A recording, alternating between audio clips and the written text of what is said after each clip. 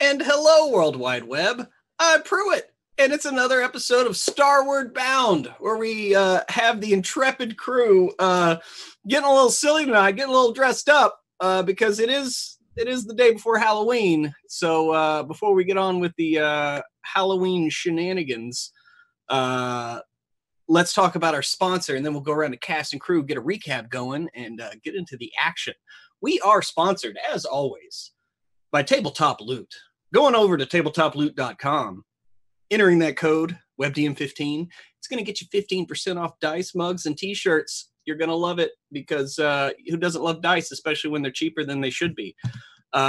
So head on over, support our sponsor, and we'll love you for it. And obviously, you'll notice maybe on screen there that we got those D&D Beyond extensions. It's pretty cool business, if you do ask me. Anyway, let's get around to cast and crew.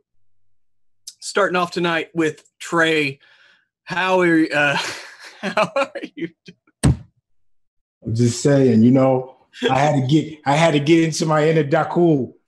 This is all Ellery's fault, as it always is in every occasion. I look like I'm about to make the next Wu-Tang album. Please release it for everyone to listen to, though. Please. Yo, we back. Happy pre-Halloween. We're about to get it in. I have no idea what's going to happen. As always, it's going to be some shenanigans and fun. I play Dakul, the half-elf Kinsey monk who likes to smoke. Talking in a way that is quite hard and difficult to understand for the casual viewer. But I don't care. It's fun doing it. Let's go. All right. Moving on over to Kiana. How are you doing this evening?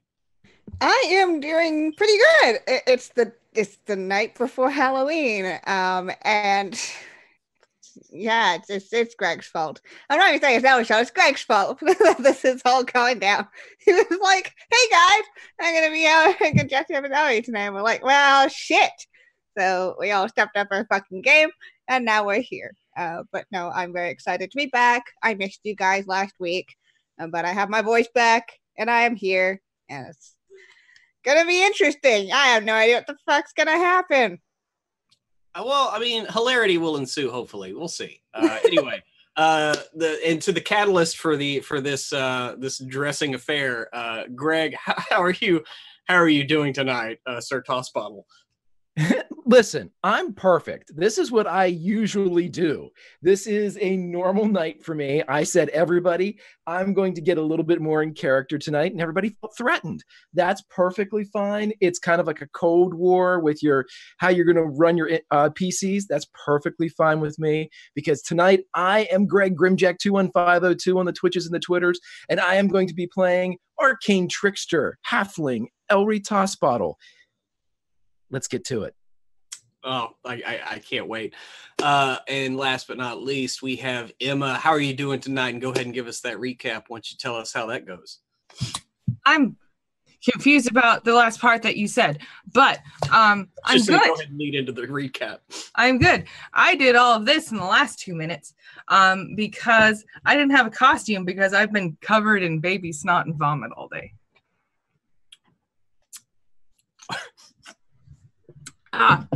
Very glad to be here.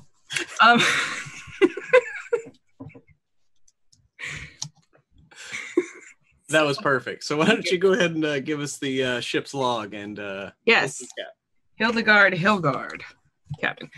Captain's log, star date 102718.7. I have no idea where the fuck we are. I'm not sure how to start because I don't know if I believe any of this yet. Cole was dead. That's the last thing I was totally sure about. How to start. Okay, just gonna come right out and say it. Ellery wanted to talk to the fish and ask it for a wish. I've never been one to crush Ellery's dreams, and I wasn't about to start now. So we came when he asked. I had a pie to finish. I figured like E404 did this, and it took like 4 fucking hours. I was just gonna sit and eat a pie. Next thing I know, the ground gives out. Me, DeCool, and Ellery are free-falling. And we are next to something that looks gray and gross, and we get closer. It's the Neogi death spider that Cole had died in and been left on. We made our way to it somehow. And that's right around when Ellery and DeCool were searching around. I decided to stay in one place because it was the right thing to do as the captain, just like stay right there. I didn't get stuck or anything, no matter what you think. They were looking for Cole's body. I noticed a great deal of rocks and vines, and as their captain and their friend, I warned them of this danger, which they completely ignored. I don't get what was so difficult. Rocks and vines.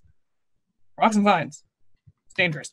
So we crashed on the rocks and vines and came to understand that the rocks we crashed onto belonged to this haughty little genie who controlled this little realm. He had a little tornado and he bounced and something like that. He wanted the ship. He wanted the Neogi Death Spider.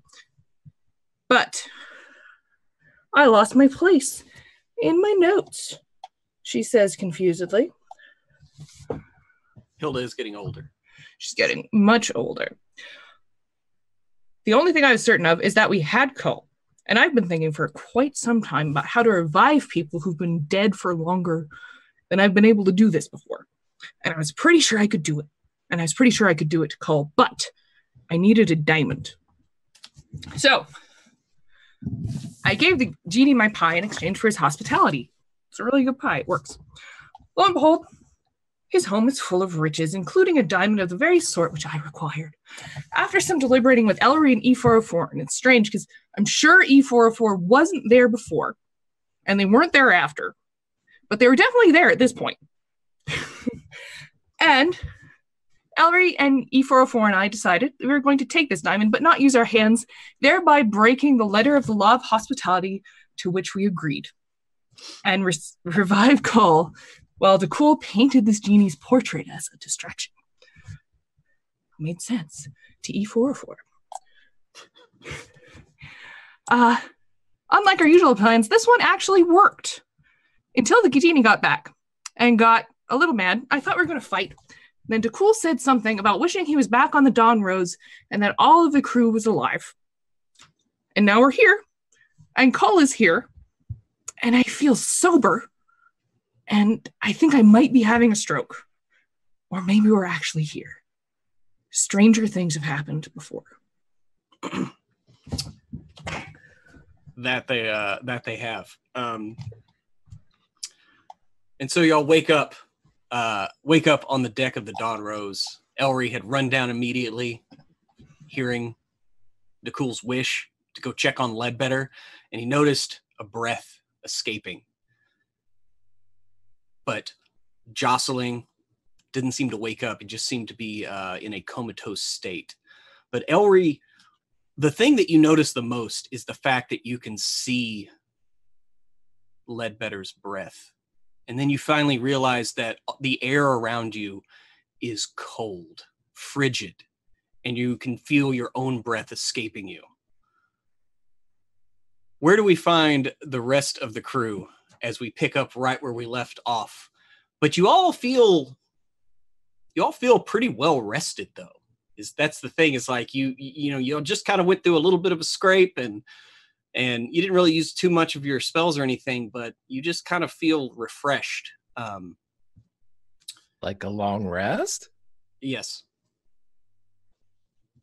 And back on the deck, y'all had seen Cull sit up, and Castor came out of the captain's quarters, and he runs over, just absentminded, just throws his arms around Cull, and he's crying. And here, everyone on deck, you see like the breath escaping his mouth, and Cull even, and y'all all realize that the air around you is frigid.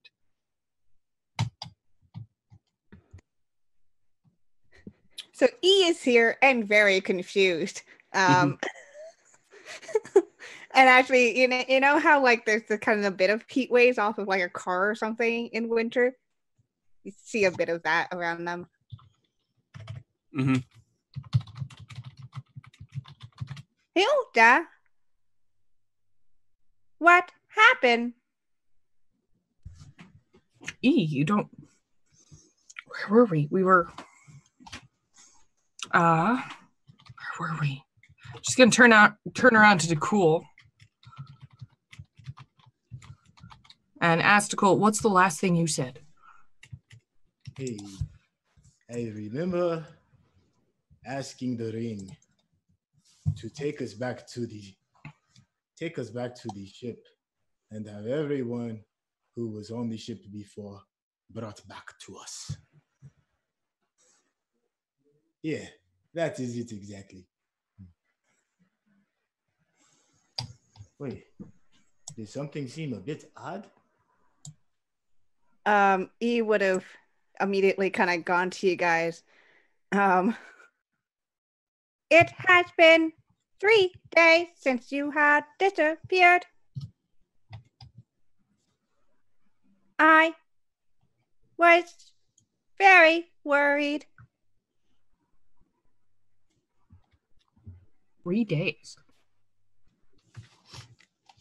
3 days? No, we were only gone a few hours at most.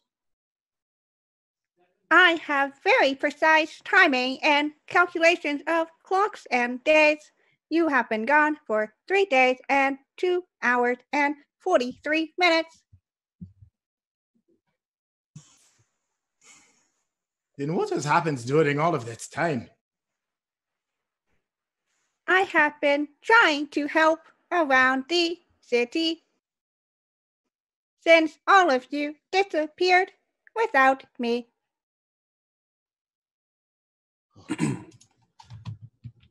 Is everyone accounted for? Where is Elry? And Castor kind of like looks up from hugging Collins. He went downstairs, sir. It's been terrible. It's been terrible. The city, there's something going on. There's people dead. There's ghosts. I don't know the ghosts. They come at night. They don't let us sleep. It's terrible. Oh, and like he's just like beside himself. Like his momentary lapse of joy finally gave into the reality. And this is when you notice like there's dark circles under his eyes. And you kind of see some crew members like peeking up from below decks, like at the stairs, but they don't come up on deck, and they're like, Captain, get down here, Captain. Okay. And they're like motioning for the rest of y'all to like get off the deck.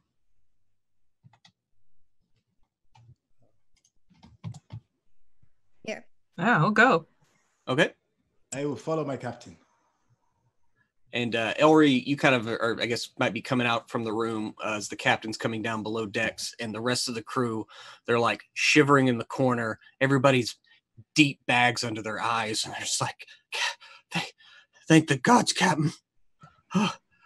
And this is Hoban. Like, he's normally like chilled and he's like, you can see he's got red bloodshot eyes. He's like, I don't know how to describe it. There's something in the city. It started 3 days ago when y'all left. E came back, and then in the city, the dead, they stood up. The wizards, they thought they could just take care of them, but they kept getting up in different forms. They're zombies, and then ghosts. They overwhelmed everybody. They don't let anyone sleep. That's just don't go outside and don't fight them when they come and they leave you alone. That's all there is. But they don't let us sleep. But just don't fight them. That's all you have to do. Captain, save us. Please. Please save us. And like, you can see the rest of the crew is just like, from the corners, from every shadow of the ship, they're just like cowering, wide-eyed, but just everyone looks exhausted. Is Elry with this group now? You said he was coming up? Yeah, you could have like heard them start talking to the captain and come up during this. You definitely. Why is everything so cold? Why are you all so scared? Insight check. Okay. How's a 9?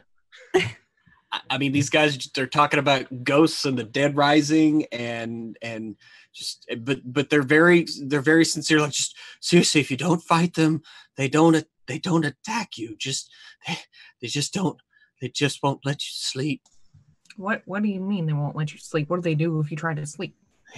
They haunt us. They just fly through the room and woo. I mean, like, and he looks like ready to break. Like, and everyone seems very like on edge and just like a lot of nail chewing. I do not require rest, so I have been keeping watch for everyone. However, I still cannot prevent these things from reactivating and bothering the crew. Well, Captain, that's awful. It seems that this place is a dead rock. We should shove off and warn others not to come here or help. Is the head of the Mage's Acadium here? What are they? The wizards must know something about what's going on. I think they're locked up in either the Acadium, or they could be. A lot of people went to the temple. They said it was holy ground. We couldn't get there, but we dare not walk through the city. I know a lot of people were gathering there, but they don't let the wizards. They couldn't rest. They couldn't relearn their spells. They after a day's fighting, like they're the same as us. Well, Buried alive. This is what we have been dealing with after all 3 of you disappeared for 3 days, 2 hours, and 50 minutes. I'm sorry you've all been having to deal with that. I think, I feel pretty well rested, don't you, DeCool and Ellery? I feel excellent. I feel fit as a fucking fiddle. Well, I'm a cleric. Me and Joseph in the temple might be the only people who can help if it's something like this. I'm not sure. It's very confusing. I once heard at one point, Captain, that this might be the type of thing where we want to remove ourselves to a safe distance and perhaps nuke the site from orbit, as it might be the only way to be sure that there isn't additional problems. Wait, is there anything we need from the Magus Arcadium before we decide to? What the hell is a nuke, anyways? But anyways, it sounds like something horrible. Yeah, my cousin told me one time, but she swore me to secrecy. So let's just say it's bad. We're going to let all of these good people suffer? Is that what you are telling me, Harry? We got everybody we came with, and then some. Yeah, fuck this place. We just won't come back here anymore. Rontomeh's still alive. He could start shaking. Let's go tell him to start shaking and just shake off all the ghosts and zombies, and then we'll come back. Oh. They'll build anew. I do not think that is how it works, especially if we are to maintain good relations with the Magus Arcadium. We are already on fairly, well, not great terms after the three of you left. It wasn't our fault, E. We didn't want to. We got thrown up by a fish. It doesn't happen every day. No one knows that it was our fault. And who's to say whatever this is not happening elsewhere? Exactly. This could be universe-wide. Well, if there is any spot in all of the places we have traveled that has answers, that's the Magus Arcadium. It's true. And just, Ellery, if we help them, think of how much they would owe us. They already owe us a bunch. They would owe us. We've helped them. Wow. Well, wait a minute. Captain, can you humor me for a moment? I'm going to see if I can't talk to Ellie and see if we can't just maybe minute of the day. Could we just pull back? Just pull back outside of the mosh pit for a second. Just rock back like 3 or 4 rows so we're not within like kicking distance. I think I understand the metaphor you're trying to make. If it will make you feel better. Good. It will make you feel better. Sure, we can do that. But I do think we owe it to everybody, including our crew, to understand what's going on because they seem thoroughly spooked. And do we really want to be in the middle of space with people that are already deranged? Even more deranged. I'm good with it. They have space madness. Space rabies. Daku wants to walk to the edge of the ship and just look at the city and see what he sees. Dakul, you walk to the upstairs and kind of look over the edge, and looking up to the entrance of the Magus Acadium, you can see that there's a very light mist that has settled over Rontomeh City. It's hard to kind of see into the city like you normally could, but what you do see, actually, go ahead and give me a perception check.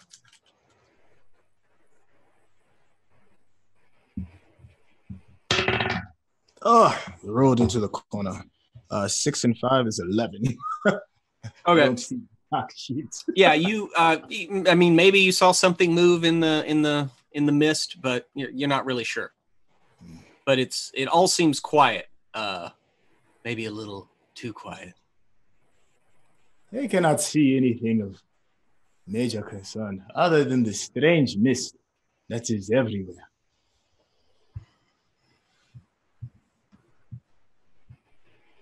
Maybe we should investigate.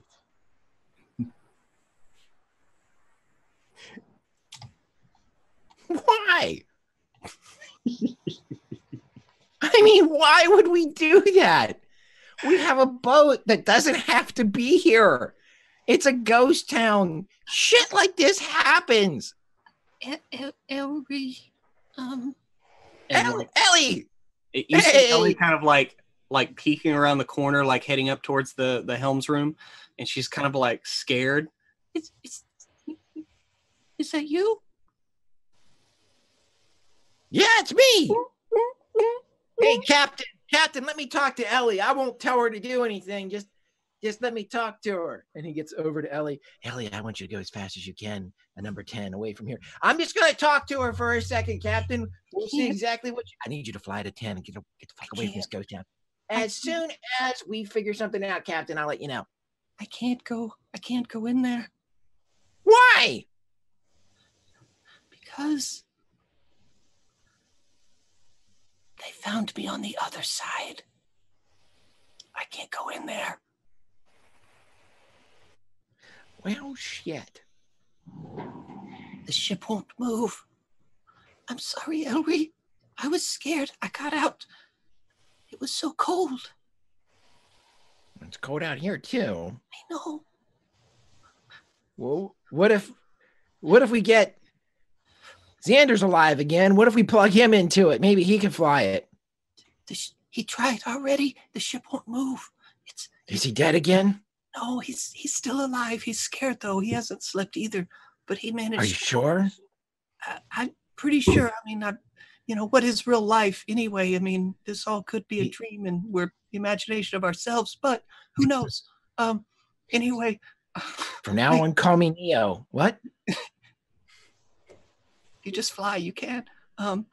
So I've been hiding, but they can't come through. But I can't go in there.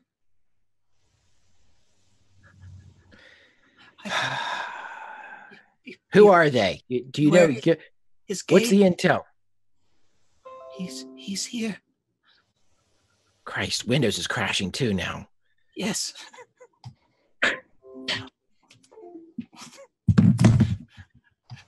It's just another fucking Tuesday. I need to upgrade the ship's OS. I'm sorry. I'm so sorry. I knew this would be a problem. I've been ignoring that update for 2 weeks, Elry. Don't be mad at me. You didn't schedule it. You didn't push off the scheduling to a time of night when we wouldn't need it. I just kept hitting skip. I'm sorry. God damn it, Ellie. This is exactly why they ask you to schedule it. Now we got to sit here until the ghost of Bill fucking Gates decides that this boat's ready to fly.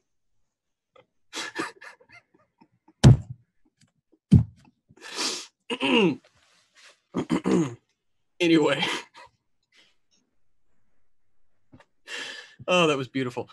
Okay, everybody mark off Kian is dead on your Starward Bound bingo card. Take a shot. But Elry, beware his eyes. Beware his gaze. Oh, Gates? His gaze. Those eyes, they'll... Don't look. Don't look. And just Ellie looks just terrified. All right. Well, shit, Captain. I don't know what to do. I was going to trick everybody and just fly away, but Ellie can't. Well, Elry, do it for Ellie. I'm just interested to see what the fuck's going on. I mean, this is sociologically interesting. Me. What? Bunch of zombies, bunch of ghosts. What are they doing? Do they compete with each other? Like, do they have parts I can take off and put on other things? I'm curious about these things. Why are you asking that? It seems to be a quick kind of fall into sociopathic behavior, but okay. Sociology. That's what I said, Elry. We're like 10 minutes into an apocalypse scenario and you've gone Frankensteinian on us. All right, but I mean, if you want to cash in your chips now, that's fine, but I don't know. What can I say? This isn't my bag. I come up with stuff that usually results in situations like this, so I don't know how to get out of them. So I defer to the group. I think we should make our way to that temple. I had attempted to investigate. However, I could not do it by myself. And why is that? There are too many of them. And every time I hit one, they just reactivated later. Oh, well, if we do decide to go out there, I recommend not bringing anybody but ourselves. Crazy people along the party. No good for anyone.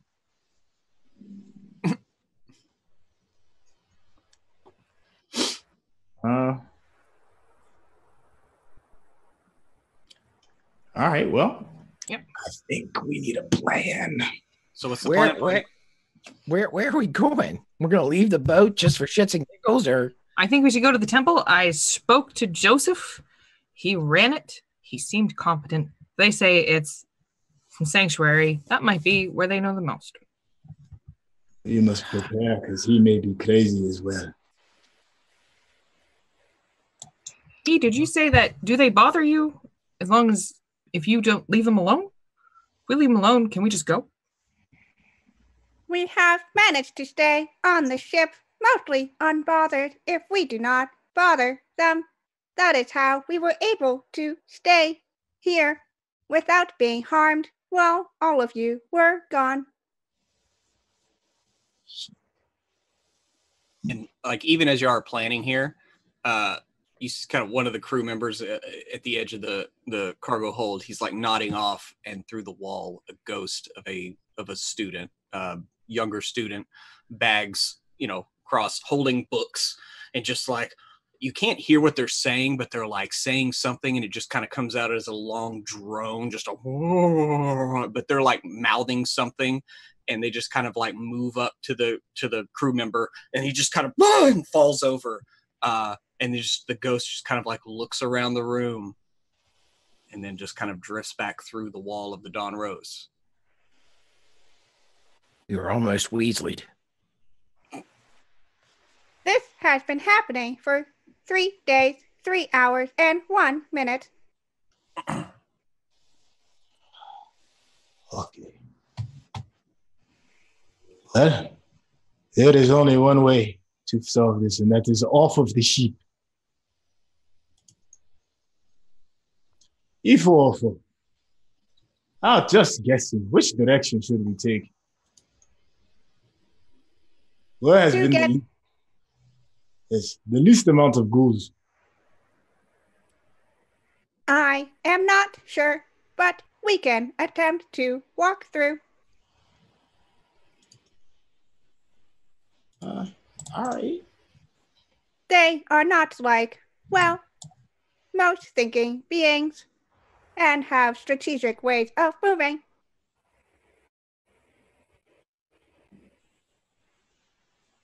I am down to go.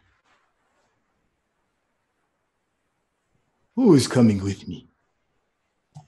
I'm coming. You see I'm Cole. constantly coming. You see Cole standing up and unlimbering. He's like, I'm with you, Captain, if you need me. Is Cole look tired? Cole, I mean, he stands up. He has he has a lot of scars, like on his skin has a lot of it's like pot marked and like old, like deep scars that are healed, but he's 10 times uglier, but he looks no worse for the wear. Okay. I think you should come, Captain, if it is all right with Captain. Yeah, that is fine with me. The only thing I want to do, I want to go to my quarters and get my backup flask. You can't not have your backup flask. Well, the first one's empty. Okay. So you head up to your quarters. Backup flask is where it always is. What, second hidden drawer on the third dresser on the right? That's the tertiary flask. The secondary flask is somewhere else. Oh, sorry. Well, you're grabbing your secondary flask. Give me a perception check while you're in here.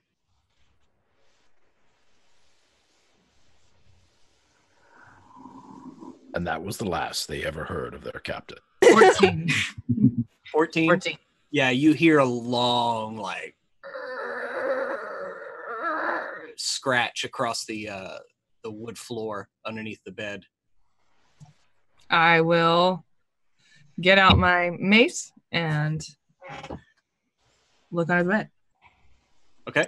You look under the bed, and you are met with a ferocious visage of teeth and fur as Hamilton jumps out and then starts licking you in the face.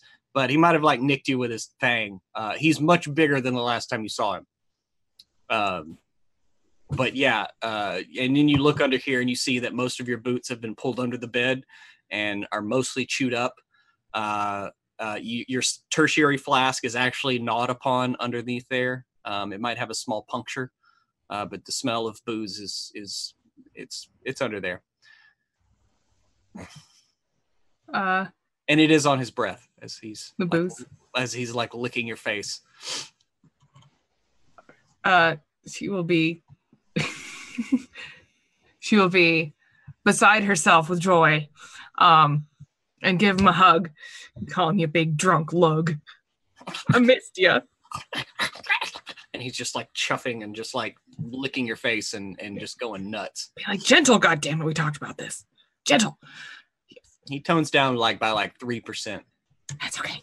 That's okay. I forgive you. It's fine. I can cast cure light wounds on myself. It'll be fine. Does he look all right? He just looks bigger? Yeah, I mean, you kind of like look at him and, you know, he seems no worse for the wear. That's the most amazing thing that has ever happened to me in my entire life. But yeah, he's Oh, baby Hamilton. I am going to carry him like a very large baby, carry him out.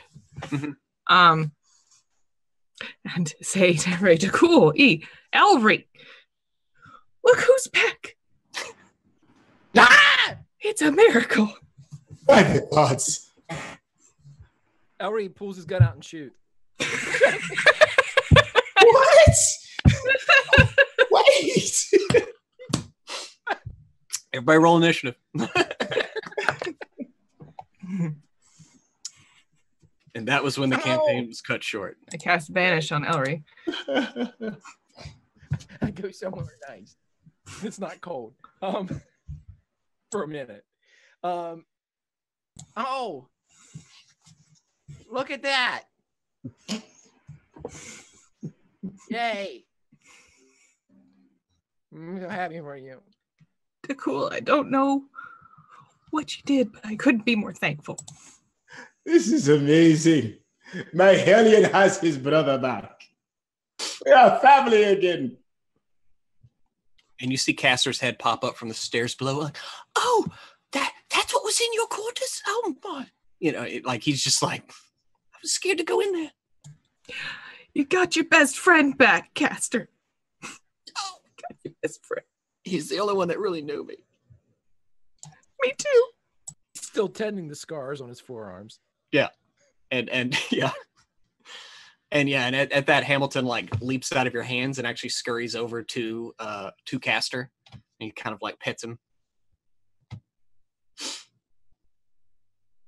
So this entire time, E is in a spot strategically where they can see everybody. Mm-hmm. Because, look, guys, you gave the robot abandonment issues. So... I like to think that E had an existential crisis, like, were they even real or did I create them? It's more, where did they go? Did they leave me? So yeah. They're in like the exact spot that they can keep an eye on everybody. Okay. Seems like there's a happy reunion taking place right in front of you.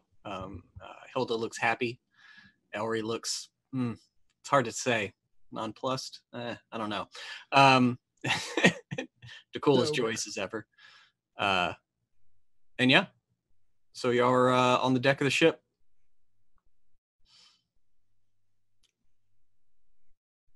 We have everyone. You're ready to go. Where are y'all headed first? I say we go to the temple. Okay. By what route? You're gonna go through the Magate Acadium, around it. Like what's your planned route? If you look, we have the map up on the window there.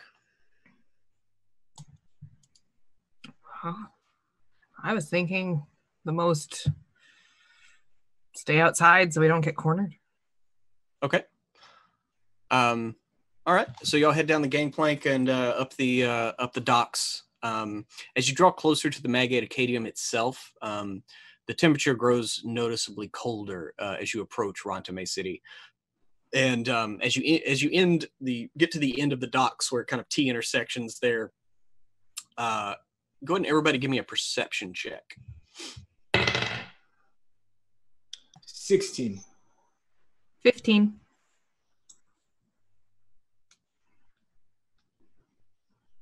Yeah, 13. Dirty 20. Dirty 20. Okay, yeah. So 15 and above. What you notice is either direction as you get here, kind of at the edge of the town, through the mist, you see what can only be described as like a some kind of like rounded, maybe a tent or a dome. You're not really sure, like seeing through the mist, but you definitely see something that you've been in Rontomeh City enough to know that like that's not normal. Like that wasn't there because there's nothing really at the corners. It's just to the left of the Arcadium and on the right where the warehouses that go down to the docks. It's just to the right of that, kind of each corner of the city. But you definitely see like some kind of dome. It looks maybe like 30 feet tall at its top. So that's what you see.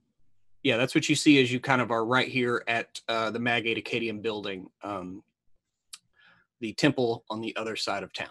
Is there anything between us and those domes? I mean, you can just kind of walk down the docks either direction and just kind of stay outside the city proper until you get near them. And then, you're only about 50 feet away or so. All right. When we're by the docks, it's not like docks by like a beach or anything, or never. No, it's just a simple wooden dock. I mean, they only have one pier that kind of goes out into the little bay here, and then it's just kind of like about a 20-foot wide. It's just a dock that runs each direction. Okay, and are there any of the Walking Dead-ish looking thing by me close? You don't see anything. No, you don't see anything from where y'all are, you're just kind of like right here. The Magate Acadian building is like right in front of you. Doors are they look shut. Maybe you're not sure if you see like stuff on the other side of the doors, like as far as like it looks maybe like barred or kind of blocked up. What direction y'all want to go? At this point, Hilda would like to take a moment to sort of extend her awareness outside of her, and you might see like a bit of a shadow come off her. I'm going to cast use Eyes of the Grave. Okay. Which lets me sense detect undead within 60 feet until the end of my next turn. Within 60 feet. Mm-hmm. Okay. From where y'all are, because you're like 30 feet from the door to the Magate Arcadium. You only sense undead like at the very edges on either side of the building, kind of in the mist. But you don't see anything. Okay. You can feel some in the mist over there, so convey everything. Mm-hmm. What's the most direct way to the temple?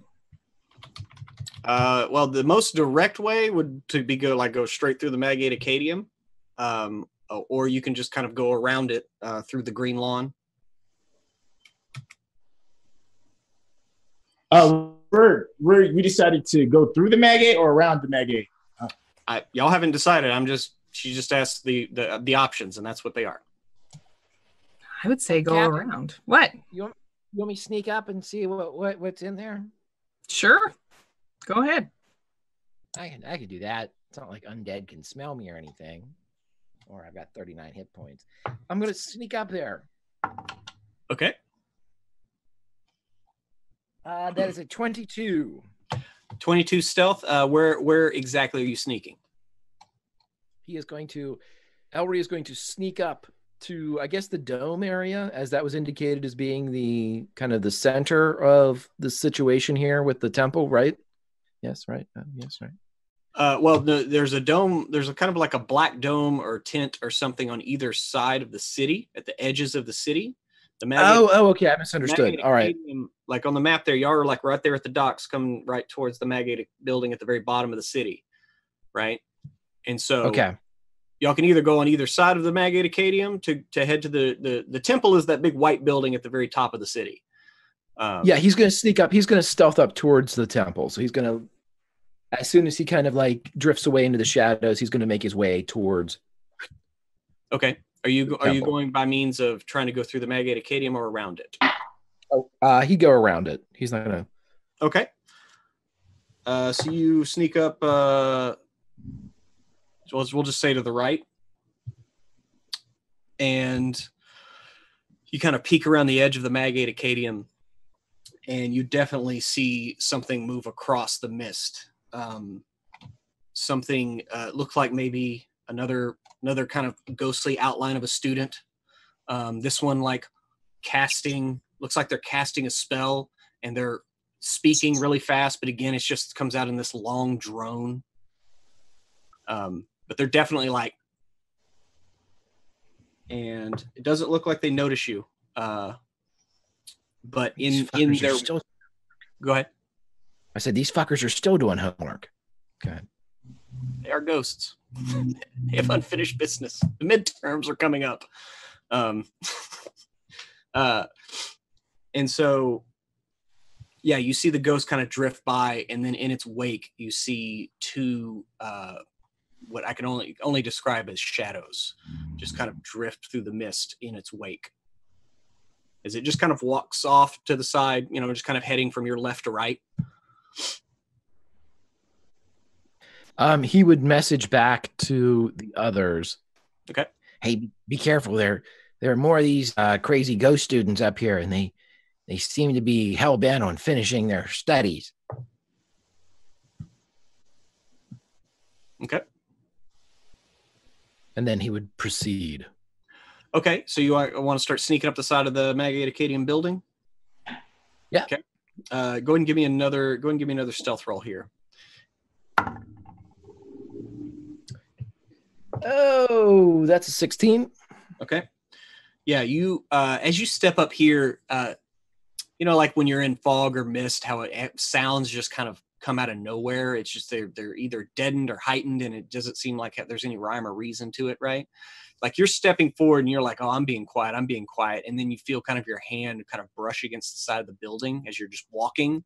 And just your hand moving on the building makes the loudest, like a scratch. And up ahead of you, one of the shadows turns, and like you see its head. You don't see any features on a face because it's just a shadow, but its body and head definitely turn towards you. And it stops and just looks at you. Oh, he turns to look in the same direction it's looking.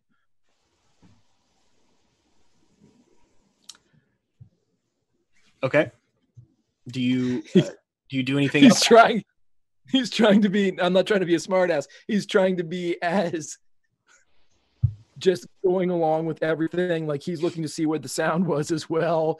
It's in his opinion that when dealing with the living, if you look just as confused about an intrusion as somebody that you're trying to intrude upon, sometimes it works. And so he's okay. Yeah, after 30 seconds or so of just acting whatever, like the shadow just kind of like stares at you for a time longer, and then it turns and starts moving back into the mist and kind of moves off behind a building, one of the warehouses there to your right. But you definitely in the mist, you can hear the sound of some things walking around, like walking through the crops there, where they have like the garden area. You can hear rubble being shifted by things moving on it. You definitely hear multiple like just drones through the mist of these ghosts and who knows what else. Message back to the group. There's a ton of shit up here. Like a metric shit ton of paranormal activity. Dogs and cats living together. It's mass hysteria.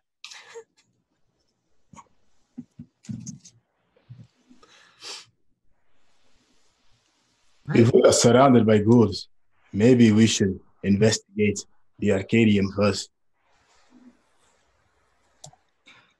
Maybe. I've got some tricks up my sleeve if we need to, like, make a break for it. But I'd rather not do that just yet. Okay. So what's y'all's next move? Try going inside the Mega Cicadium. Yeah, Elroy's going to wait to hear what Hilda says. So he's going to hold position wherever he is.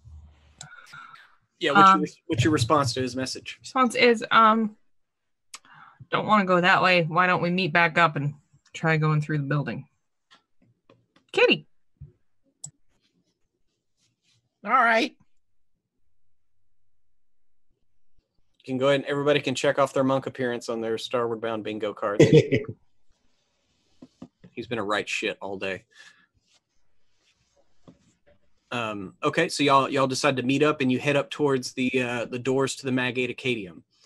Upon trying them, they are stuck and held fast.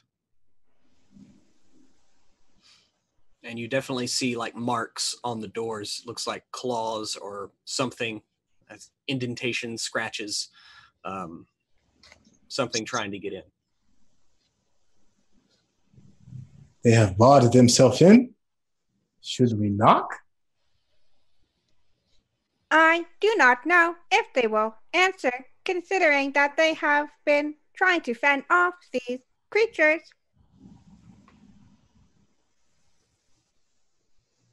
We can attempt, though. Yeah, worth a shot. Dakul knocks. Okay. Come. And you're met.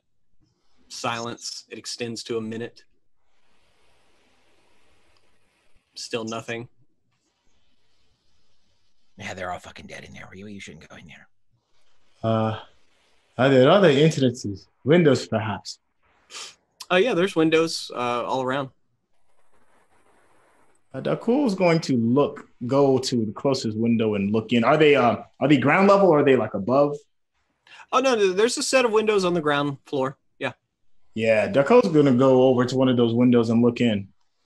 Okay. Yeah, you look into it looks like a classroom that some of the chairs are kind of turned over, papers kind of strewn on the floor, but otherwise you don't see like bodies or anything like that.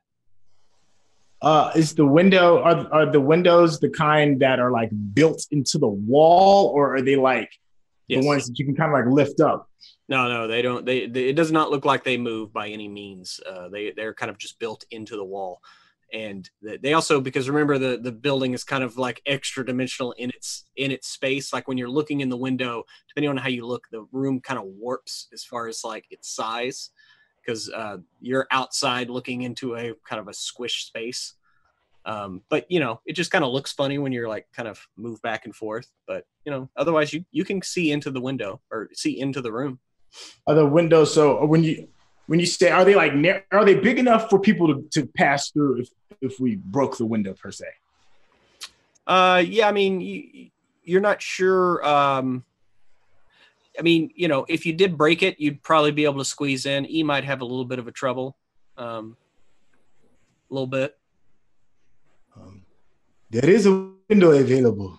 If we break it, I fear we will make too loud of a sound. Is the door barred or locked?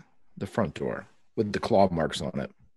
The front door looks like it is probably like barred, and like looking in, there's like little slits, like small areas to kind of like where you can kind of see in, and it looks like they've put something in front of the door, like piled like furniture and shit, like in front of the door, like they've like barricaded it.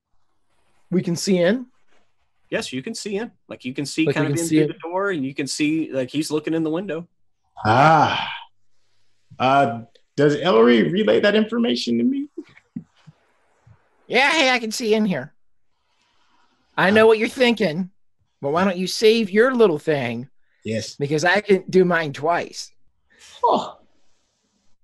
Yes. At least we are on the same page. Always, my brother. He will misty step into the room through the crack. Okay. Yeah, you misty step into the into kind of that entryway, and sure enough, you come inside here, and there's just trash kind of strewn on the ground. It's your typical like post-apocalypse school, bunch of like benches and everything piled in front of the door on this side and the opposite side leading like through the building.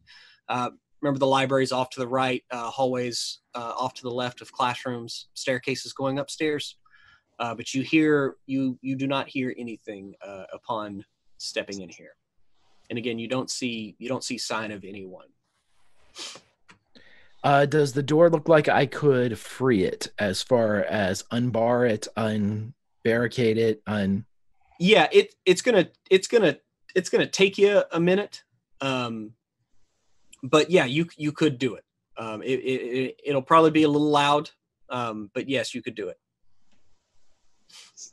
Okay, yeah, he would definitely do that to get everybody else in there with him too. Okay, y'all hear on the other side as Elry starts just like starts moving. I got it. Hold on. You know, and at that same time, you outside, y'all see coming around the corner. You see these undead like warriors. They have like armor and swords and just like the most angry faces. Just kind of like cold energy radiates off of them. And they begin walking towards you, and one of them says to the other, he like says something, and then the other one like nods. And behind them, it looks like a horde of zombies is following behind them as Elry starts making this noise. And Elry, give me a perception check while you're doing that.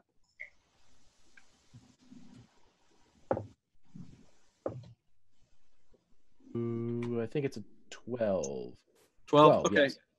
Yeah, you're just moving furniture. Go ahead and give me either a strength or an athletics check to move some of this furniture, because they are pretty big pieces to try to get to the barring of the door. This is my specialty here. Oh yeah, top notch. That is, we're going to go with athletics. So that would be an 8 plus 3 is 11. Okay. All right. It's going to take you a couple of rounds. And so outside, you see these things coming towards you. And if you want to give me either like a religion or arcana, Emma. Yeah. I mean, you're a grave cleric, so your specialty is knowing death and the undead. And Well, from a 20 to a 2. So that's a 7. Yeah, you're like, yeah, these things are definitely undead. Mm-hmm. And they're looks like they're leading some zombies behind them, but they're definitely heading towards you, and they have swords drawn. Do they see us? Oh no, yeah, they're looking right at you. Like they're coming around the corners. Y'all kind of sitting around the door, and they're just came around the other. Like Elry went off to the right and checked there and scouted. They're coming from the left. And at the sound of Elry like starting to move furniture and stuff, these guys started coming around the corner, and they're making a beeline towards you. The other opposing direction is the factories, correct? Around the Megasacadium. I'm sorry, what was that again? If we're standing in front of the Megasacadium, to the right of us are the factories, right? The warehouses. Yeah. Y'all are basically at the bottom of the Megasacadium going north, and so to the right of you are the factories. To the left is the Arcadium, the big stadium. All right, and based off of Elry's last spot check, it's not a clear shot to that factory. There's still like that mist and undead and stuff, right? Well, yeah, I mean, the mist just gets deeper and more dense as the further into the city you go. Yes. And you are trying to get to the other side of the city.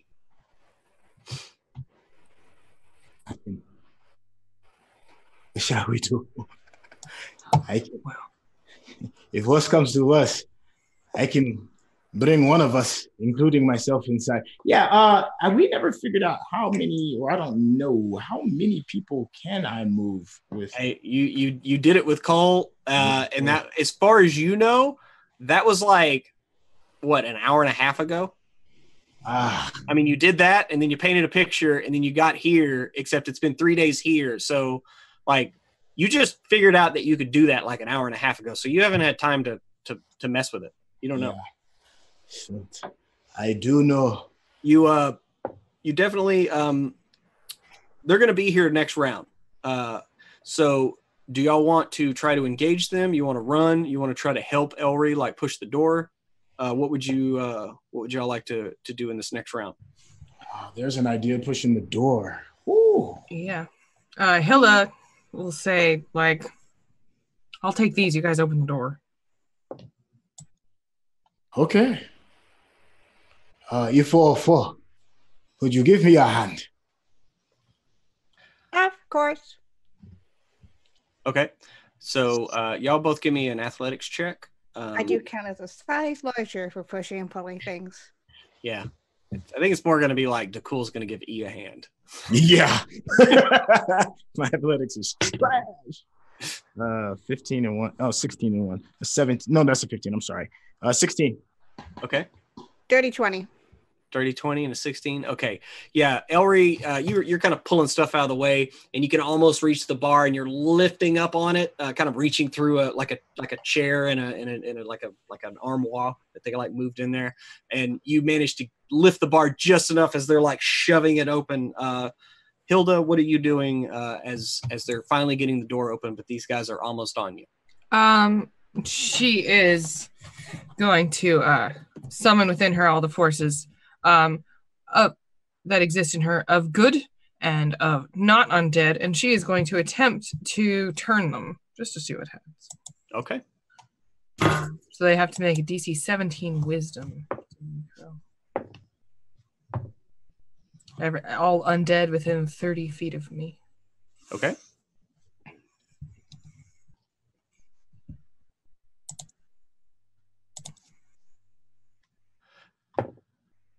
Alrighty. So, what are your thresholds for turning, and do you destroy yet? I think I can. Yeah, I can destroy them if they're CR1 or lower. Okay. So, what does it look like when you turn? I imagine it becomes some sort of like Shadow Me comes out with big angelic wings, like classic D&D cleric with big old pauldrons and like Warcraft shit, invoking the power of lords that Hilda's not even sure exist, but in this moment do. And imagine it's some sort of blinding light in their eyes. You can see for a split second her face in their eyes. That sounds cool. Yeah, I like that. So yes, their eyes, which are usually just kind of these like pin pricks of light, as all the zombies, their eyes actually go wide and reflect your oncoming righteous might, and they just like turn into just black dust and just kind of blow away in the mist as your power kind of reaches out. One of the whites like turns and just starts heading the other direction, and the other one he just kind of like stops and like looks at all the other ones, and you kind of notice at this point like he's still talking, and just kind of like, but he's not making any sound. Yeah. And so, but he just like stops and looks at you and doesn't advance any further, as your friends kind of push the door open, and you're just standing there like 15 feet away from this thing, as he's just standing there with his long sword drawn, but no longer advancing on you. Can I try to lip read it if we just have a moment where we're looking at each other? Yeah, go ahead and give me a perception.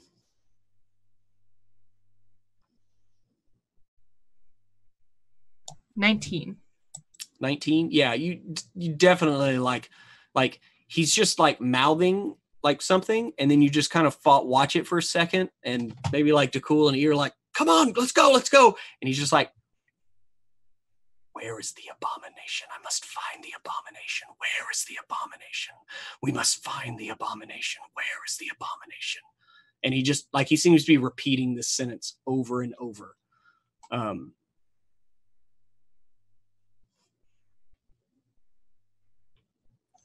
Okay. Hilda. Again, he's just standing there, just like staring at you. Hilda will turn around and leave, and she will, once we're behind the door, she will tell everybody what she thought they said. Okay. So y'all managed to squeeze in the door, and it doesn't. The wraith, the white doesn't advance any further, and y'all shut the door. And you are now in this very quiet school,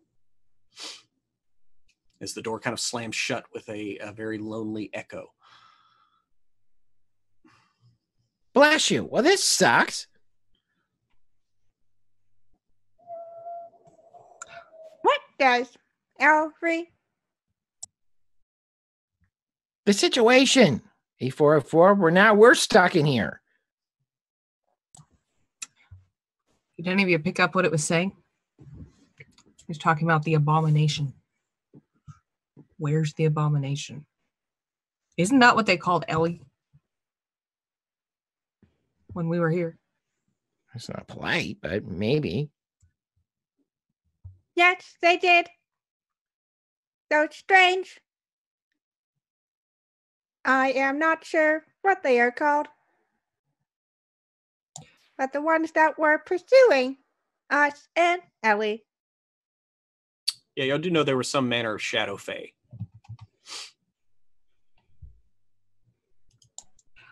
Could I maybe do like an Arcana check?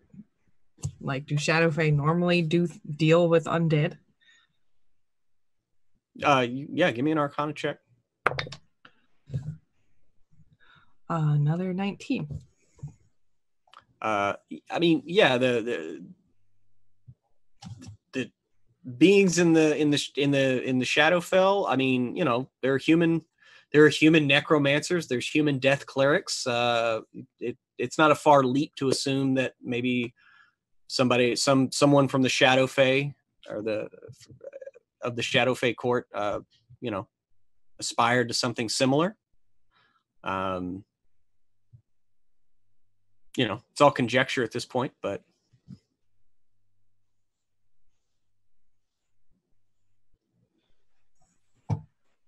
we need to set things straight with those. That's what's going on. Messing with these wizards. Spooking everybody. Not polite.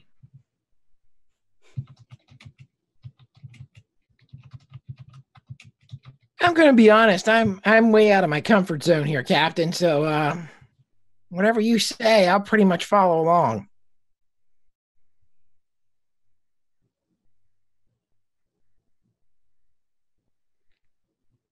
While we are in here, we could check in on the wizards, or we could attempt to move straight to the temple.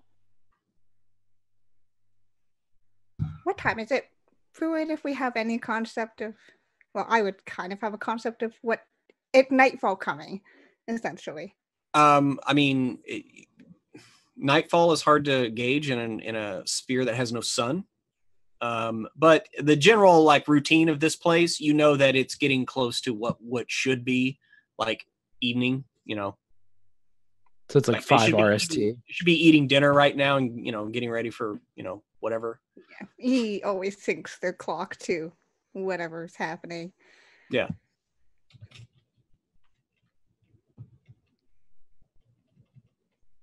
I think we should check on the wizards if it's easy. But I think we need to get to that temple as soon as possible. Well, how about we just yell for them? This is a big place. It's like bigger than what it looks too. Remember like how you walk and shit stretches, and I mean we could like search through this place for like, oh shit, we can't yell either. Remember what happens? Mm-hmm. Never mind. Ho hum. Well, we know where the head guy's office is, right? more or less. We've been there before. Mm-hmm. I might just try to make a beeline there. Okay. So you just want to head up to the head office. All right. So you head upstairs, and remember, it just kind of goes up to an area where there's another staircase that leads up to the wizard's tower, where all the heads of each school of magic here have their offices. And you make your way up there. You don't hear much of any sounds until you get up to the Grand Magus's office, which his door is open, and you think you hear some rummaging about coming from inside his office. I'm going to cast Eyes of the Grave again. Okay, so that's within 30 feet? That one is 60. 60 feet? Okay. Anything that isn't behind total cover or protected from divinations. Yeah, you don't sense anything up here? Okay. I'll take a look at everybody and say, whatever it is, they're alive. Mm-hmm. And walk in. Okay. So you walk in and you find the Grand Magus's office, which remember he had just kind of magical curios aplenty. A lot of that's been kind of almost like ransacked. At this moment, you see what looks like Monby from the back. He's at his desk, kind of on this side of his desk, and he's just kind of pulling like scrolls down and whatever. His hair is kind of a little frazzled, like he's always had kind of a little like wizard's hat on every time you've met him. As Greg rises into the scene, but yeah, his hair's a little frazzled, and he's just kind of like, you hear him whispering under his breath, like, "No, that won't work. It won't work. Oh no." And he's just kind of muttering to himself, but he does not seem to notice you coming in.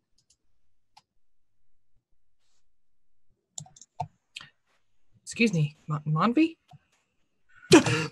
And he like turns around, his staff in hand, and his hand's like shaking, and it's the same thing. You see like his face is like gaunt, bags under his eyes. He has not had a proper night's sleep in a while, and he's just like, oh thank the gods. What? I don't know what has happened here.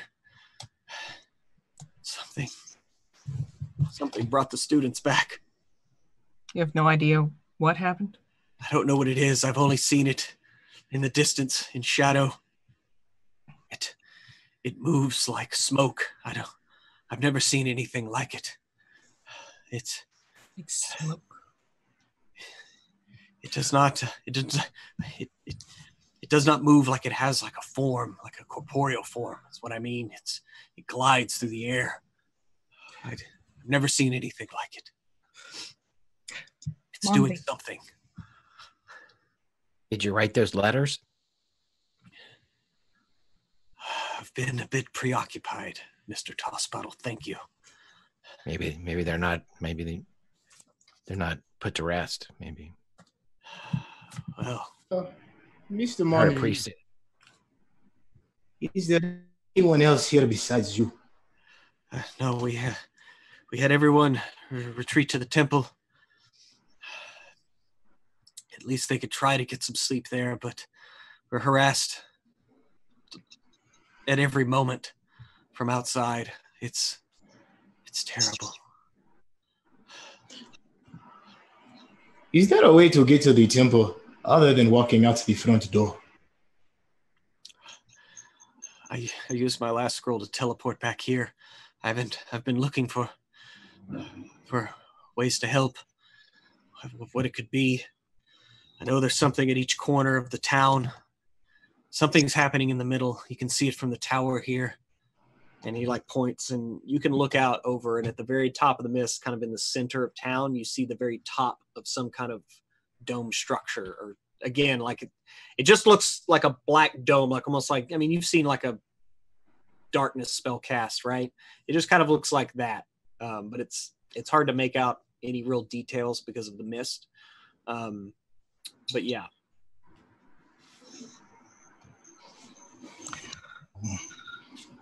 Momvi, I think they're related to the Shadow Fae who are trying to get on our ship.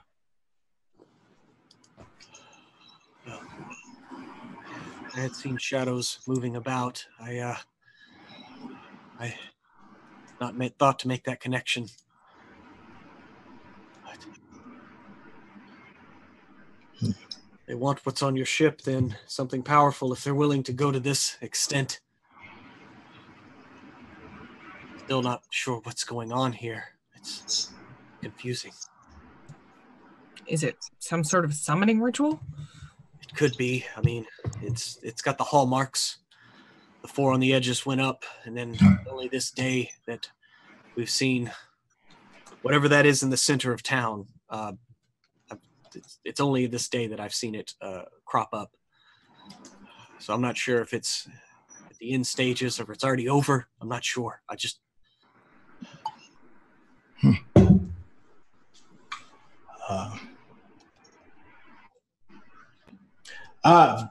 Random question. Just from my memory of looking at the factories, would Dakul remember kind of like the distances between like each factory?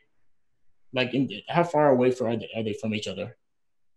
I mean, you know, there's only about maybe like 30 feet in between them. To get over to like the right edge of town, you know, it's a few hundred feet from the edge of the building, from the Maggate Acadium itself. Yeah. Right.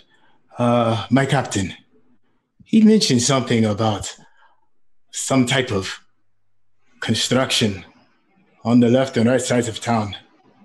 If you would like, I would like to climb on the top of this building and jump across each factory to get a better idea of what it is that may be causing this. That seems risky to Cool, but I trust you to know what your own limits are. If you think you can do that, it would be helpful and really cool. So I think you should do it. LE44, do you have a better suggestion? I do not know about splitting up. The last time that happened, all of you disappeared. That is correct. And I do apologize, E404. We did not mean to leave you. We need to know what we are working with.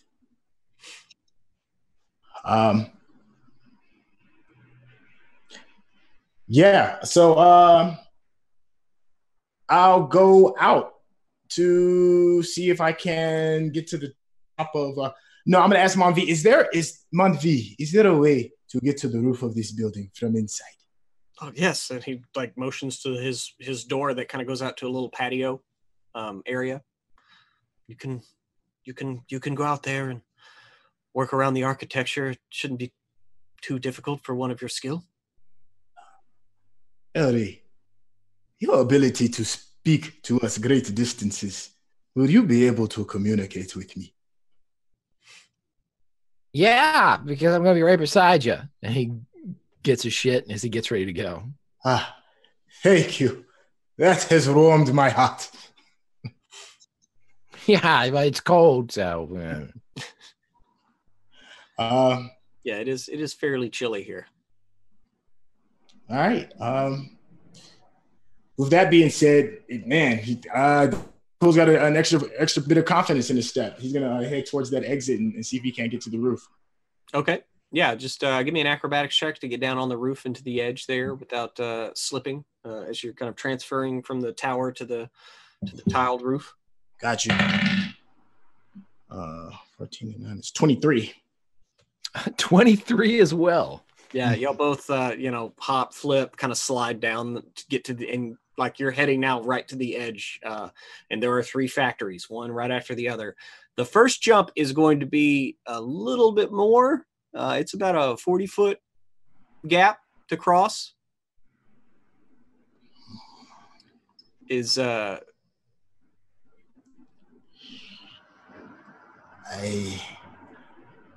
I can make the jump if I run across the ground. Yeah, you're running. I mean, you're kind of running across the roof to the edge of the building. So the only way I could make it is if I jumped on the ground and then ran across and then jumped on top of the building that way. Right. No, you could. I mean, your move is what, 45 feet? 45 feet, yes. Okay. Correct me if I'm wrong, but don't you have the ring of jumping? Yes, I do. That was going to be my next question, and it doubles. Okay. Well, I mean, that triples your normal jump distance. Okay. So, what's your strength? My strength is a +1. No. What is your strength score? Oh, 13. 13. So you can normally, with a 10-foot start, you can jump 13 feet. So 36 feet is what you can jump. So give me an athletics check, and you just need to roll okay. Come on, baby, give me something. Because if you have your ring of jumping going, you can easily dirty 20. Yeah, you could easily make that jump. Ellery, what about you? Unless ain't no way. I mean, Nicole, you can pick him up and jump with him. I mean, Okay, yeah, absolutely. Oh, little buddy, gets tucked in right into my nook. Don't tell anybody about this. It will be our secret. Meanwhile, Ian and Hilda are just watching out the window too. Like, yeah, y'all watch as Nicole picks up Ellery and tucks him under his arm and leaps across and makes it just to the edge and up the factory to the next one. And the thing is, if you have the ring of jumping going, the gap between each of the factories is well within your jump distance, right? So you can just just start hopping Crouching Tiger style, like over each building. And you get to the edge without much in the way of obstruction. And you get to the edge, the last factory, and it's only a little distance further into the mist towards the edge of town. And you clearly see like this it's a dome of what looks just like obsidian, shadow, darkness. You're not really sure. You can't see inside of it. It's a hemisphere. And around it, though, is just a hodgepodge of undead. It looks like there's some zombies, skeletons. You see a ghost just sitting there, and like the zombie and the skeletons, their mouths are just kind of like lazily like mouthing something. The ghost, you can clearly see they're like mouthing something repeatedly. But there's just kind of like a ring around the edge of this hemisphere. And it's probably about 30 feet in diameter. They're about every 5 feet or so. But they're just kind of standing there almost like sentries, like they're on guard. And we can't try to figure out what it is that they're mouthing, not necessarily to be able to hear it, but be able to lip read it or... give me a perception check. That's a 17 plus 5 is a 23 or 22, excuse me, 22. Yeah. I mean, Hilda came in and said that the things outside were saying something, and these things are definitely where is the abomination? We must find the abomination. Where is the abomination? We must find, and they're just mouthing these sentences over and over again.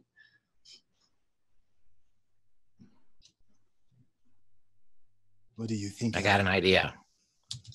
Okay. Well, I got an idea, and it's super, super not smart. But I could skip away here a little bit and try to draw them off so you can get in there and see what it is they're kind of milling about in front of. You're right. That is not a very good idea.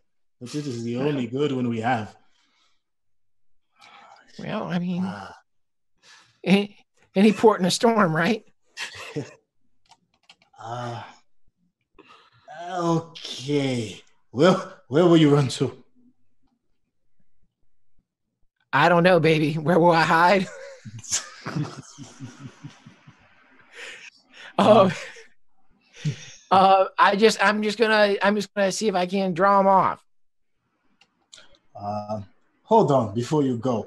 Perception check for anything between us and that dome. Anything I don't know, anything that looks flammable, a lamp anywhere, anything pieces of construction or anything? Like what's it look like?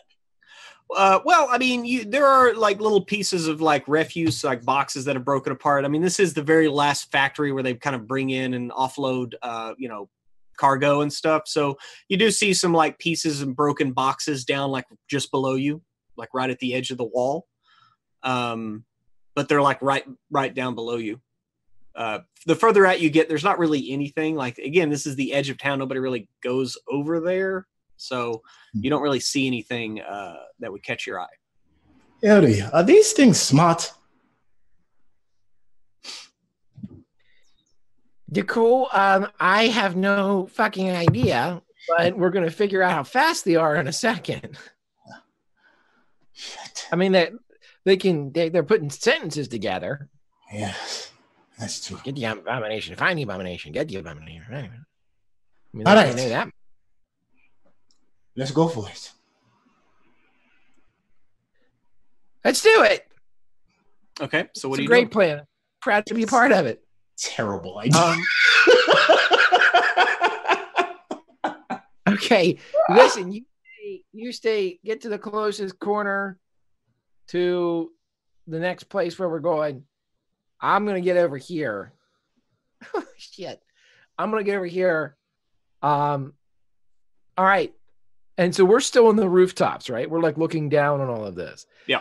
So as soon as the cool is on the corner of the building closest to the next building, Elry's going to skitter down to wherever, like, southerly or westerly or easterly from that point to the next corner of the, next 90 degree angle.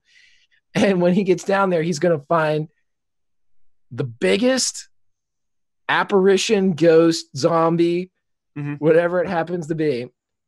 He is going to flip the copper wire up in his mouth, and he's going to say, "Hey, you!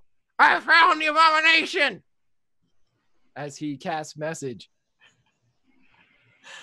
Okay, you cast the message at it looks like a half orc, like student, kind of misfit robes and everything. His bulk is kind of not really contained in the robes themselves, and he's just kind of like staring just into space. And you cast the spell, and he like turns his like ghostly eyes on you, and you get a response of like, "The abomination has been found with the abomination." And he starts moving towards you, and almost like in unison, the whole ring of these like zombies and ghosts, kind of almost like a marching band, start walking towards you with this half orc in the lead.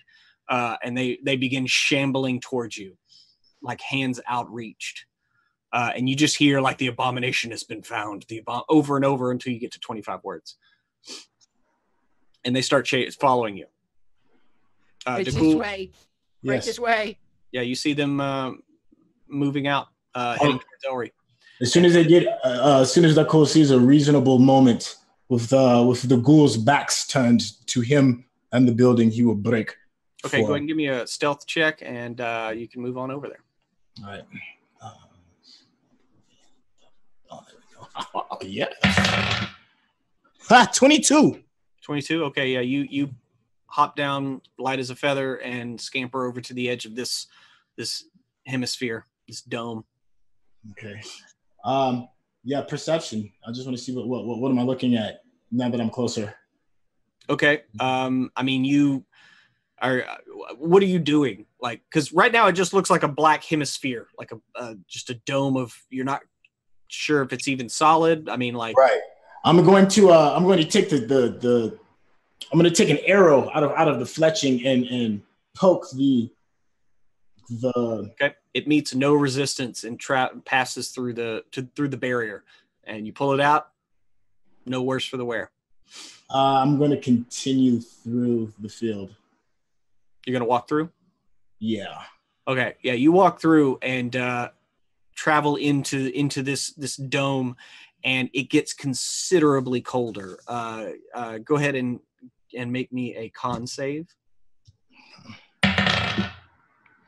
Ugh. What's that? Constitution save. 6. Okay. Yeah, you take 6 cold damage. Okay. Just like being in this. I mean, it's like being in a deep freeze. It is unearthly cold. It's very hard to see anything in here. Thankfully, you have like excellent dark vision. So you can kind of make your way out, but it's just kind of like things are just like, instead of like the mist outside, there's just deep shadows that are coming from nowhere, and it's hard to kind of see through the strain. But there's definitely something at the center of this hemisphere. I'm going to continue towards this first. No. Yeah. I'm going to continue. I don't want to ask if anybody's there. Nobody there I need to hear. Yeah. Let me walk closer towards the center.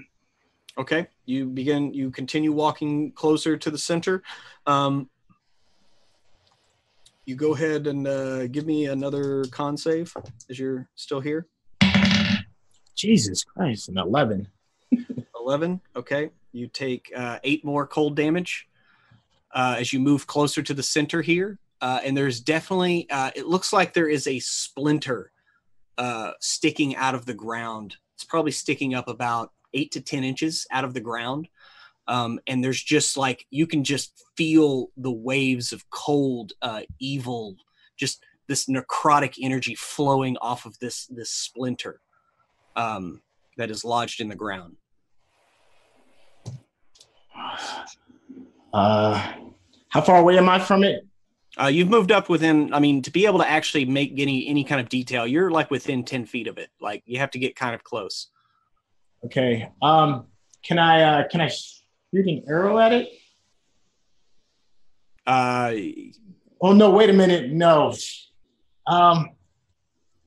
Let me get closer. Let me see what it is. Okay. I mean, you move closer, and it like I said, it's just a splinter. Some kind of split. It's hard to even see. Like you have to look at it just right to even tell it exists.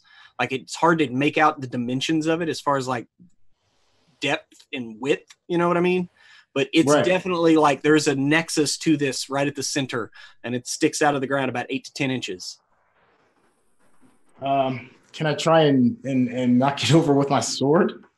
Are you making an attack, or are you just like pushing it? I mean, I'm pushing it. I'm not attacking it. Yeah, it's okay. It's like poke a dead body with a stick. Okay, you're just poking a dead body with a stick. Okay. Okay, so give me a athletics check to try to push it. Okay. And Elry, 12? Easily. Yeah, Nicole, nothing happens when you push on it. Mm-hmm. And then you like pull your sword back, and the bottom of your sheath is like stuck fast to this thing as your sword just kind of slips out of its sheath. And at that moment, Elry, you're kind of leading this horde back, like around the warehouses, heading back towards the Magate Acadium. And they were starting to pick up speed, like they kind of broke formation, and the ghosts were moving a little faster. And it started to get a little worrisome. And then all of a sudden, at once, they all stop and like turn around and like look back towards the dome behind you. As you, yeah, he'll point, and again with the message about the abomination. Oh my God, right around the corner. So some of the undead, like turn and look back at you, Elry, but not all of them. And maybe you got like half of them to keep following you. But a lot of the ghosts are starting to head back towards the hemisphere behind you. Cool. What are you doing? What are you doing? If my sheath is attached to it, then I want to use a piece of my gi to separate my hand and the sheath, and kind of like yank my sheath back from the spike. Okay. Okay. As you're doing that, 2 things. I need you to make me a Constitution save and another athletics check. As you're continuing to stay in this really frigid environment. Like it's the coldest you have ever been, as you can feel your breath freezing in your lungs. My constitution was a 21, and the athletics is terrible. Half. So you only take 3 damage on that turn. All right, and my athletics is that's a 9, so that's 16. 16. Yes. Okay. Yeah, you barely manage to, and you hear kind of like a noise as you're able to wrench off your sheath from this spike that is still standing there though. So what would you like to do at this moment? I'm not touching that thing, man. I'm sure as hell not attacking it. Okay. Yeah, I'm going the opposite direction, man. I'm running out, running out the way I came. Okay, you run out the way you came, and the cold that is outside is a sweet relief compared to what you were just in. It's almost like a balmy summer's day, as now it's only your breath that's kind of like coming out of your mouth as opposed to freezing in your lungs. But what you do see are a couple of ghosts like flying right at you. So we need to have a loose initiative. Okay. Ellery, you can go ahead and roll also since you're still outside and you can kind of hear this. Oh, sorry. 15 for Ellery. Okay. 11 and 5. 16. Okay, so it's Dakul, Ellery, and then me. So Dakul, you see 2 ghosts bearing down on you. They are within a move, and they're like screaming, flying at you. And it's pretty easy to make out that they're still screaming, "We must find the abomination." Like they're still mouthing the words. Mm-hmm. I want no parts of this. Step of the wind to get the closest to dodge out of the way and go past them. Okay. And you're just using your movement to run? Yes, to run towards the side of the Magus Arcadium besides the factory. Okay, yeah, you can get about halfway to the Magus Arcadium, and I mean you can move. You almost catch up to Ellery like in one move. Using Step of the Wind, you kind of dash past all these ghosts and kind of run past all the zombies that were following Ellery. And Ellery, you see Dakul just like, and he's like smoldering almost, like just cold radiating off of him. And you can see like ice form in his hair and goatee. And he's, yeah, so it looks like he's running to catch up. I'm past him. I'm like, I just passed by him. So you're about to. Ellery, what are you doing? Hey man, what's going on? Shit! You only have to move as fast as the slowest. I have magic. So you're just like hauling ass? Are you telling him to like run with you? Yes. Run. Okay. Back to the mag age. Yes. Okay. Yes. Okay. I'll run as well. Yeah. Okay. Not as fast. If you are just straight up running, you manage to make it back to the Magus Arcadium without being further harassed.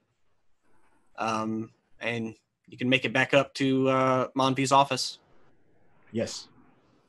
Of course, I'm grabbing Ellery to run up the wall into the office. I guess that's understood. Okay. Don't So even about that. E44 and Hilda see Dakul run up the side of the wall and up to the roof, like with Ellery under his arm.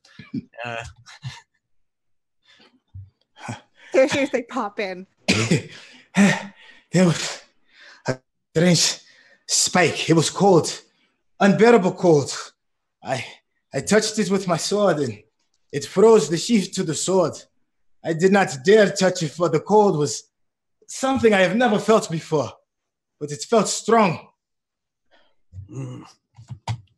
And Monby pulls out a one of his wands. It looks like it's not burnt out and broken, and he mutters an incantation and he looks at it and he's like, "Oh, yes, you've been surrounded by necromantic energy. It's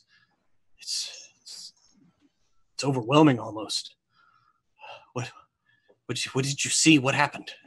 It Froze was to all- what? There was ghosts and ghouls and the undead in front. Ellery distracted them and I ran through the black dome. And I continued towards the center where the cold continued. It grew. And there was a spike sticking out of the ground. I did not dare touch it. Not with my bare hands. I tried to push it over, but I could not do it. Once I knew the only way I could move this was to touch it or attack it, I knew it was time to leave. It might mean that we could destroy one of these. It could disrupt the ritual. I don't know. I mean, You say it was super cold to cool? Super cold. Look at the breath on my mouth. Okay, but E44, they get super hot. I see where you're going. And Good, if 'cause I all don't, we but- need to do is to avoid touching it with anything. We have things at our disposal to deal with things without touching them directly. If it's necromantic, I can certainly necromantic. same difference. I can certainly necromantic. I can help with that. Well, I mean, I don't know. At this point, we're in very dire straits. Anything is worth trying. Have you been in touch with Joseph at the temple?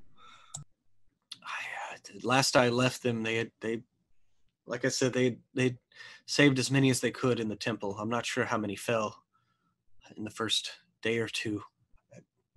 Time has been weird. I don't know. It's hard to know what's what when I haven't slept in this long.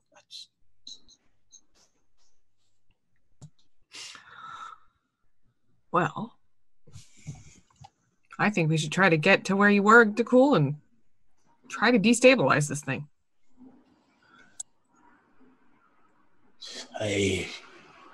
Okay. Fine. Should we do both at the same time? Both. Yes, there are two of them. One on each end. Baby steps. Why don't we try to do one? Well, try technically there are four. They're at the four corners of the town, and then there's one in the middle of town. So Well, thank you, Mr. Fancy Pants. We got to go one at a time no matter what. I just wanted to make sure that you knew the details of the situation. I'm sorry. I'm truly tired. We Be careful, appreciate everybody. it. Monvy's getting tired. He'll say he's going to kill one of us soon, so watch out. Ellery, He these winks people at the cool. have been sleep deprived for 3 days and 3 hours and 42 minutes. Hey, you remember that month where all I did was drink rum? All the time. Why are you bringing that up now? Hey, listen. It's the same thing. I was really tired that month too. So, that's what I'm saying is those that live in glass house, I don't know what I'm saying E404. I just think that we need to stick together, and Monvy's a bit of a prick and he's tired. So let's do what we do best. I've been a prick in my life. I'm sorry about that. I How do don't we- apologize for it, man. Step I'll on live, people to get to where I own am. it. Man V, what are you doing?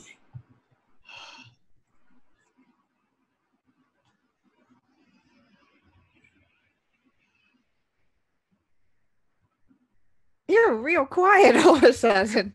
Sorry, I should realize I muted right before you asked that question. I will cast silence, and no one will be able to hear you.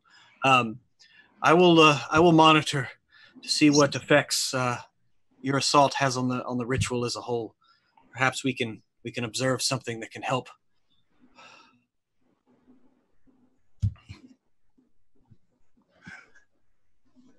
Okay, we have the plan.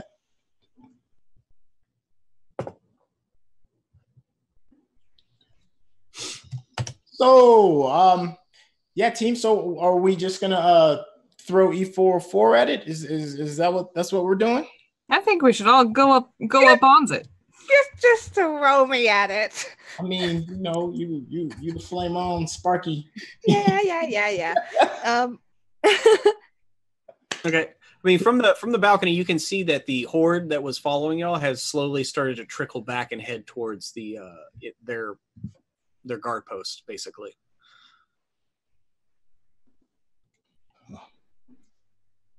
We need another distraction.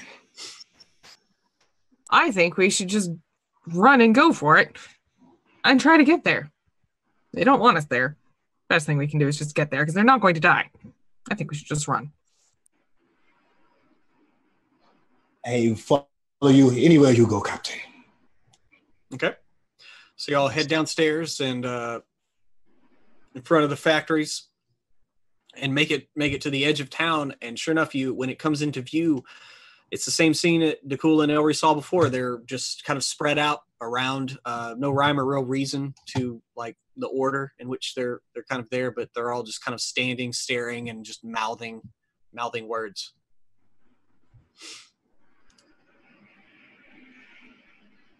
So what's your plan of action? Elry scoots off to the corner and he points again at the large half-orc student and he whispers his message, only this time he says, I found the abomination. Mon V is guarding it in his office on the second floor. I knew it. Okay. In response, same thing. The abomination has been found, and they begin walking, but they begin walking towards you again, Elry. Okay, so sort of worked. I'll be headed this way. He starts heading back towards Mon V. Okay. And, as y'all are kind of just standing there, these undead just start filtering by you, and they're following Elry. All of them just muttering and mouthing as they're walking by.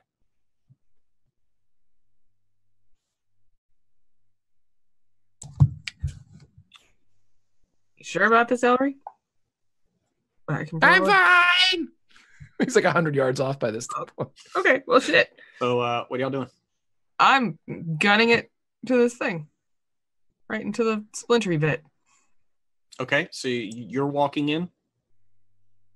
Yeah, you will follow. Okay. Okay, if both of y'all walk in, both of you give me con saves as you walk into a deep freeze. Nat 20. Okay. Dirty 20. So both of you take half of that, so that's going to be 3 damage. 3 cold as this pure freezing just runs right to your bones, Hilda, but you managed to kind of shake it off. And at the core, like, you kind of just feel these radiating winds of power, like and there's something at the core here. So what are you doing? Well, there's a lot of things we could do. I'm going to cast my Undead Finder first. I can try to. Eyes of the Grave. Try to identify if there's anything here that we can't see. Okay. You sense undead outside and moving away from you, but like it's not like a creature, but you sense something evil, necrotic from right in front of you, but it's unlike any reading you've ever felt, but it does register on some level. Okay. Hilda, we should attempt to destroy this. Yes. Absolutely. E, if there's something here, something bad and something alive. Oh, right. And E will transform the left arm into the arm cannon and just. And you're just gonna blast this thing. Okay, just give me a roll to hit. Oh, thanks for the raid there, Scraticus. That is a 15. Okay, yep, that'll hit. Go ahead and roll damage. And I am going to use 3 treasures on that.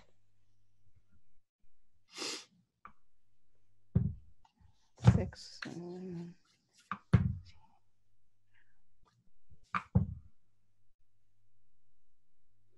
31 points of damage. I'm sorry, you said 31? Mm-hmm. Okay, yeah, you blast this thing, and there is an audible crack. And everyone there, can you give me a dexterity save? Hilda, you and E, you're like almost blown off your feet. E, you see this splinter fracture, and then you see almost like an unholy white light from the core of it as it kind of starts shining through these cracks that run up its sides, and then it fractures and breaks apart, and the darkness is banished, and there's actually like a vacuum in the mist here as this explosion rocks out to about probably like 100 feet or so in diameter, as the mist is kind of blown away from this area. And there is just a scar on the ground where it once was lodged. And there is an audible like drone that comes up over the city. Elry, like all the undead that were following you, stop following you. And Hey! yeah. Come on, V! The abomination! Yeah, they're not listening to you at this point. So Hilda, DeCool, and E, go ahead and give me a dexterity save there at the kind of ground zero. 9. Nat 20. Okay. DeCool? 22. Oh yeah. So DeCool, you don't even, you're like a reed in the wind. You're Hilda, you're like a stone before the oncoming storm, and E404 is like a poorly designed building. It just kind of falls over.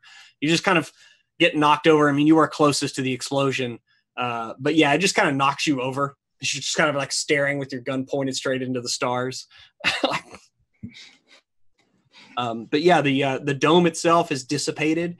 The mist is starting to creep back in from the edges, but you're kind of over here in the right kind of the southeast part of town. And so what do you do next?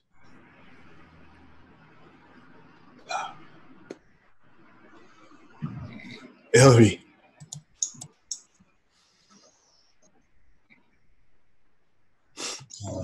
Should we get to?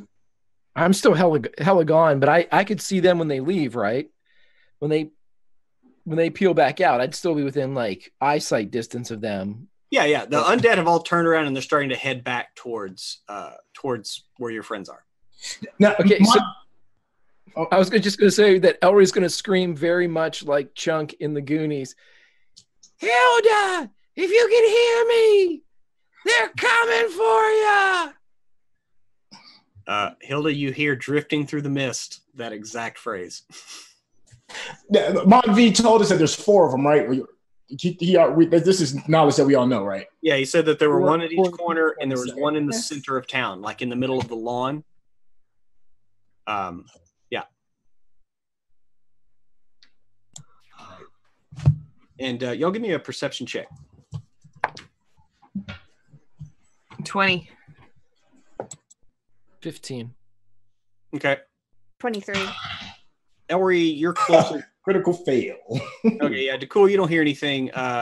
Maybe from the way that E fell down on the ground and just Hilda, you kind of see this out of the corner of your eye. Elry, you're closer to the Bagate Acadium, but you definitely you see what looks like just like a firebolt, like fly out from the Mage's Tower and head towards the center of town, just almost like a flare, like pointing that direction.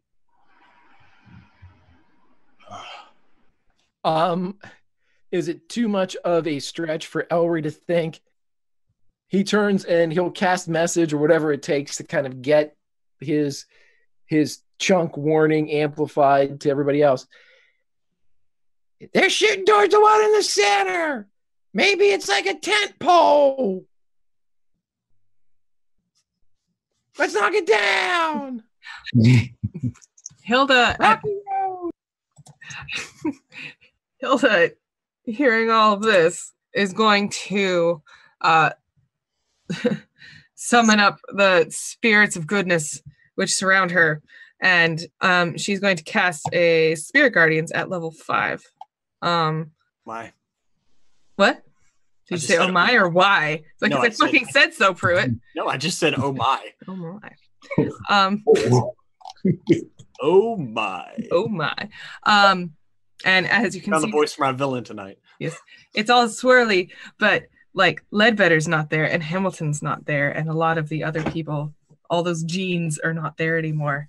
It's just nameless, faceless, somehow happy, radiant guardians of my spirit. And I'll say, well, Dean, cool, let's go to the center. Kill these things. Yeah. He will awkwardly sit up with the arm still up. Mm-hmm. And get up. All right. So you get up and looks like Hilda is ready to trek towards the center. Yep. Let's go. Damn it, Greg. Okay, so you manage to move up towards kind of towards the agriculture, like the fields there, just behind the factories, and it's about that time that horde moving around begins to start moving in towards you. We're gonna run in just kind of a loose. We're just gonna do a different kind of initiative. Elry, we're gonna keep you separate just because you are separate from the group right now. But whoever wants from y'all's group, roll initiative, and y'all just kind of go on your turn, and then I'm gonna go on mine. So go ahead and give me an initiative.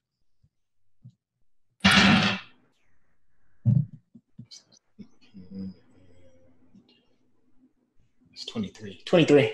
Okay, Elry, go ahead and give me initiative.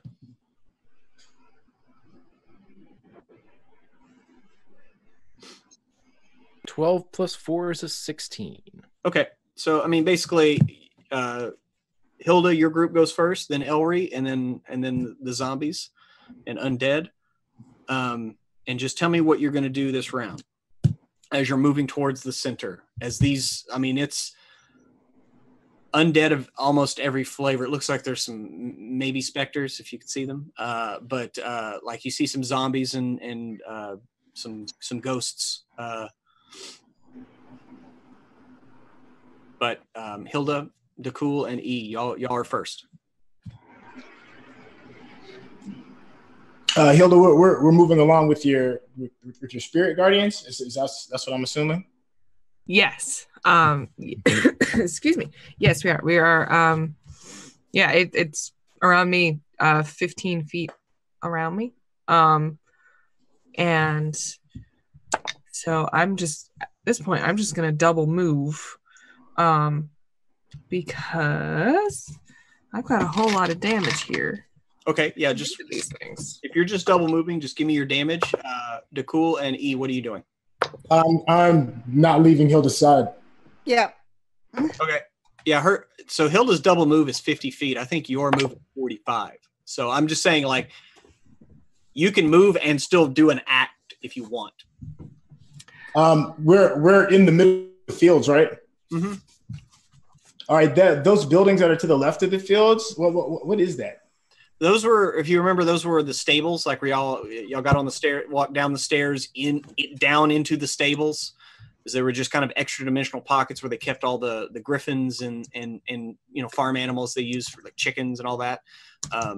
Yeah. Okay. All right. If I can't keep up with Hilda. You can. No. I'm saying you can easily keep up with Hilda with your regular move. Oh, okay. Yeah. So that's why I was saying, like, you can move and still act because Hilda's got a really slow move. Okay.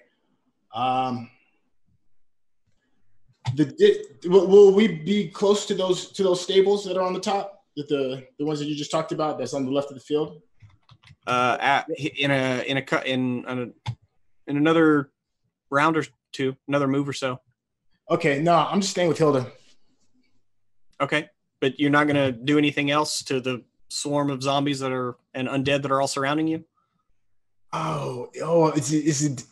No, I'm saying you're like surrounded. You're about to plow into like a swarm of undead. Shit. Sorry if I didn't relay that. Okay. All right. Now I got the full blown visual. Yeah. Any undead that are in front of us and are towards our progress, I want to take my bow out and shoot towards the closest ones to us.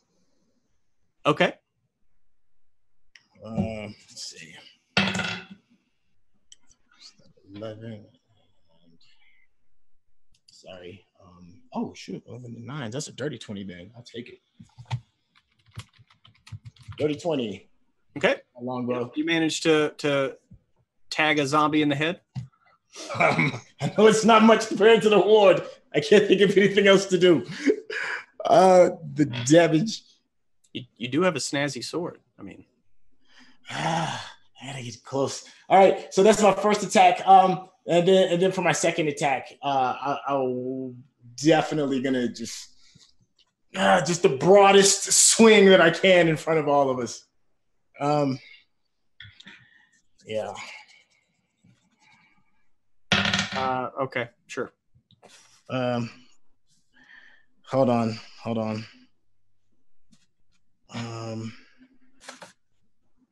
Shoot. Oh no. Okay, no. I'm sorry. I rolled a 2, so I know that. Yeah, you missed. It's fine. Okay.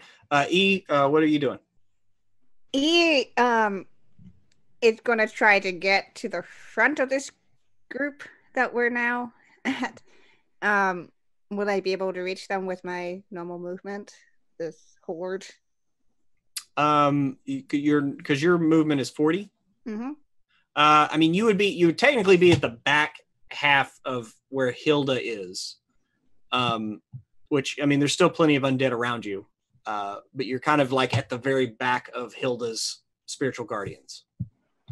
Okay. Like at the very back edge. No, it's fine. He still has the arm cannon out. I'm gonna bonus action rage. Okay. Involuntarily pulling the kill code and gonna try to pow one of these. Okay, go for it.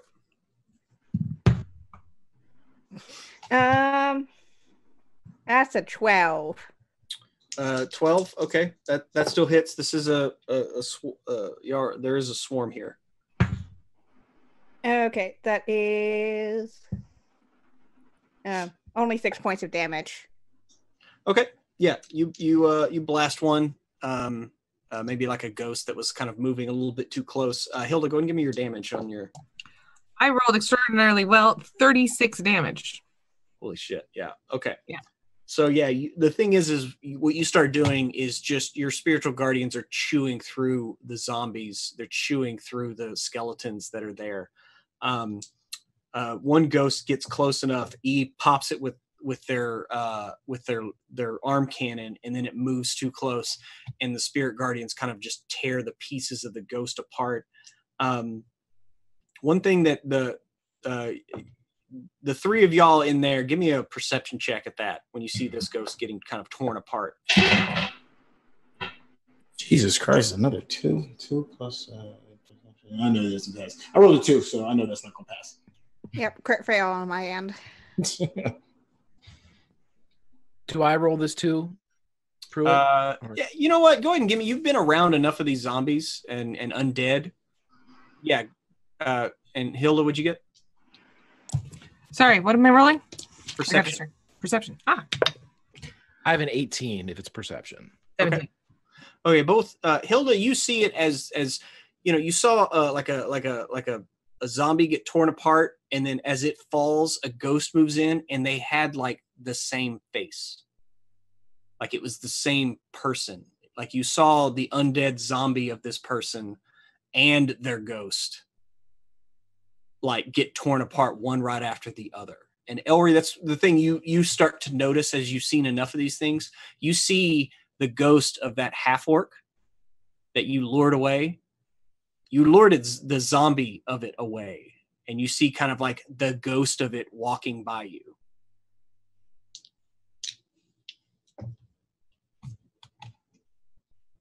So it's just something that you notice, that these are the same person or entity, but different versions of them.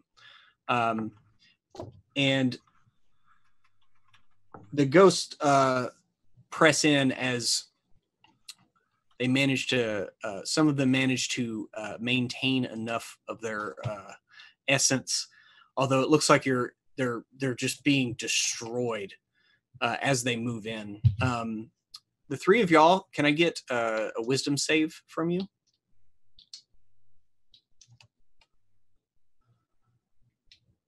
Yes. 10. Goodness. Here we go. That is a 16 for E. 16 for E? Yeah, 10 for me. Can you hear me? Yeah, I can hear you. Okay, my Hilda? What? 11. Okay. All right. So, y'all are both frightened of one of these ghosts as they move in towards you, and you begin moving away from them. I mean, you have to move as far away from them as possible. Hang on, let me just roll a random direction to see what direction they came from in attacking you. They came from 2 o'clock, so y'all are heading this way. So you basically they're coming from your right as you're like heading towards the center of town. So what direction do you move?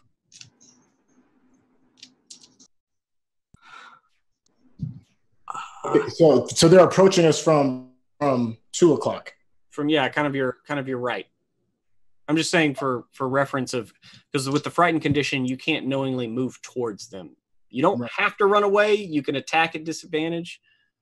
But I'm remembering that right, correct? Yeah, you can't willingly move closer. So, do you stay and fight, or do you turn and run? You're just kind of like a little overwhelmed at these. Could my panic reaction be to use my sword? And yeah, like I said, you don't have to run away. You just make attacks at disadvantage. Okay. But yeah, you can attack them. No, well, I was gonna say, could I use my assumed group Misty Step and look in the direction as a way of, since he's panicking and he wants to get out, so he gets everybody out? I mean, yeah, you can try. What are you doing as far as like, other than just concentrating on your sword? Well, yeah, I was gonna grab the both of them. If the cool's scared, he's gonna grab both Hilda and E. I only got one arm. Shit. Damn. Can I tell one of them to grab me, and then as I look towards the middle of the field, and then move us in that direction? Sure, you can say that. Oh, man, I hate wasting this. Yeah. So I'm gonna tell the both of them. From a place of absolute terror and fright, grab onto me. I am getting us out of here. Okay. Kiana, odd or even? Ooh. Let's go with odd. Odd. Okay. You're standing there, and Dakul grabs onto Hilda's shoulder, and they both like teleport 30 feet in front of you as you're kind of standing there now by yourself. and Hilda's Spirit Guardians is now 30 feet away. Oh, that's fine. Okay. I'm focused. All right. And so that was DeCool's turn. Hilda, what are you doing? And E, what are you doing? I actually have to run because I have a very angry, sick baby. But Grant is going to reprise Tyne Daly, I think. Okay. Yeah. No. Yes. Go for it. You take care of Trogdor. I'm Right. on my way. Bye, you guys. No worries. All right. Well, E now by themselves once more. Yep. And there are a few undead in between you and them, but it's not like a wall. Okay. Well, I'm going to start running forward. Okay. As soon as I get pretty much in the midst of these, fire out. And then the other hand has already turned into a warhammer, so any in my way, I am hitting. Okay. Go ahead and throw a couple of attacks. Elry, what are you doing there? As you can kind of see a flood of undead all converging somewhere off to your right. He knows that E404 is inside that, though, right? I mean, Yes. he saw them in. Actually, I would say no. You saw E404 bloom for a split second in the through the mist, right? And so you kind of see them like light up every now and again. Okay, so he is aware that they are in a fucking crowd of zombies. Is that correct? Yes. Of various undead, yes. Well, then he's going to do what anybody would do. He's going after him. Okay. So, yeah, he's going to charge the center. Alrighty. So, Pruitt, Yes. the first one was a 25. The second was a nat 20. So, Oh wow. Yeah. I'm gonna fucking mow down these fucking undead. Yeah. So with Hilda like coming through here, go and roll damage on that. All right. Okay, so the first one was a 9 plus 2, so 11. All right. And the second one is a 12 plus 5 is 17. Okay, so that's 20. Okay, yeah. So, a one of the ghosts that had just like flown through. It had taken some damages to cool, like teleported away, and you just catch it with your hammer like once, kind of throw it off, and even though it feels like you're not doing as much damage to it as you should be, you finish it like with the second hit. You manage to hit it just hard enough to finish it off. And it kind of just like breaks apart, and the motes of little like kind of bluish light kind of twinkle into nothing as it floats to the ground. Elry, you're making a beeline towards the center. This group is still following, and they are moving in, attacking both DeCool and E44 and Hilda. And let's see, DeCool, give me a charisma saving throw.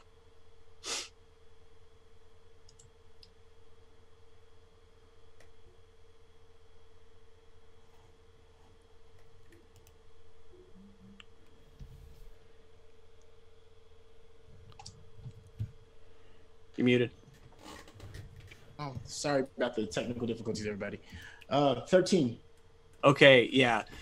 One of those ghosts flies right up to you and tries to push itself into your body and tries to possess you. And you barely, with the last scrap of retaining your identity, manage to shove it out. And it is caught in the flow of damage from Hilda's spiritual guardians. And it seems like, for the most part, most of these undead can't actually survive long enough to get to you. But some of these other, like the ghosts, it looks like there's a couple of wraiths kind of floating around there. They're kind of staying on the periphery and they're not approaching. They're letting all the fodder kind of walk in as you are approaching here. So last round, as you start to see the dome come into sight, Elry, you can definitely see Hilda's spiritual guardians just off to the right. You are coming to a convergence now. What do y'all do as you kind of make it to the outskirts here of this much larger? But you think you see what Monvi was trying to show you.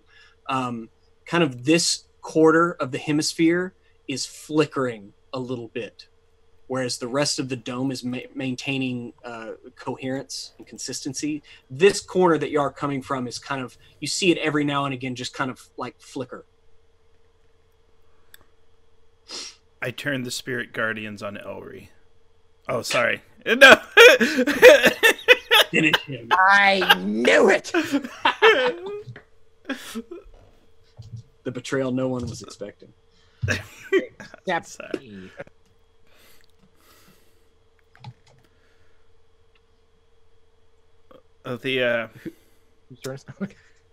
yeah. Are we in initiative? What's our order?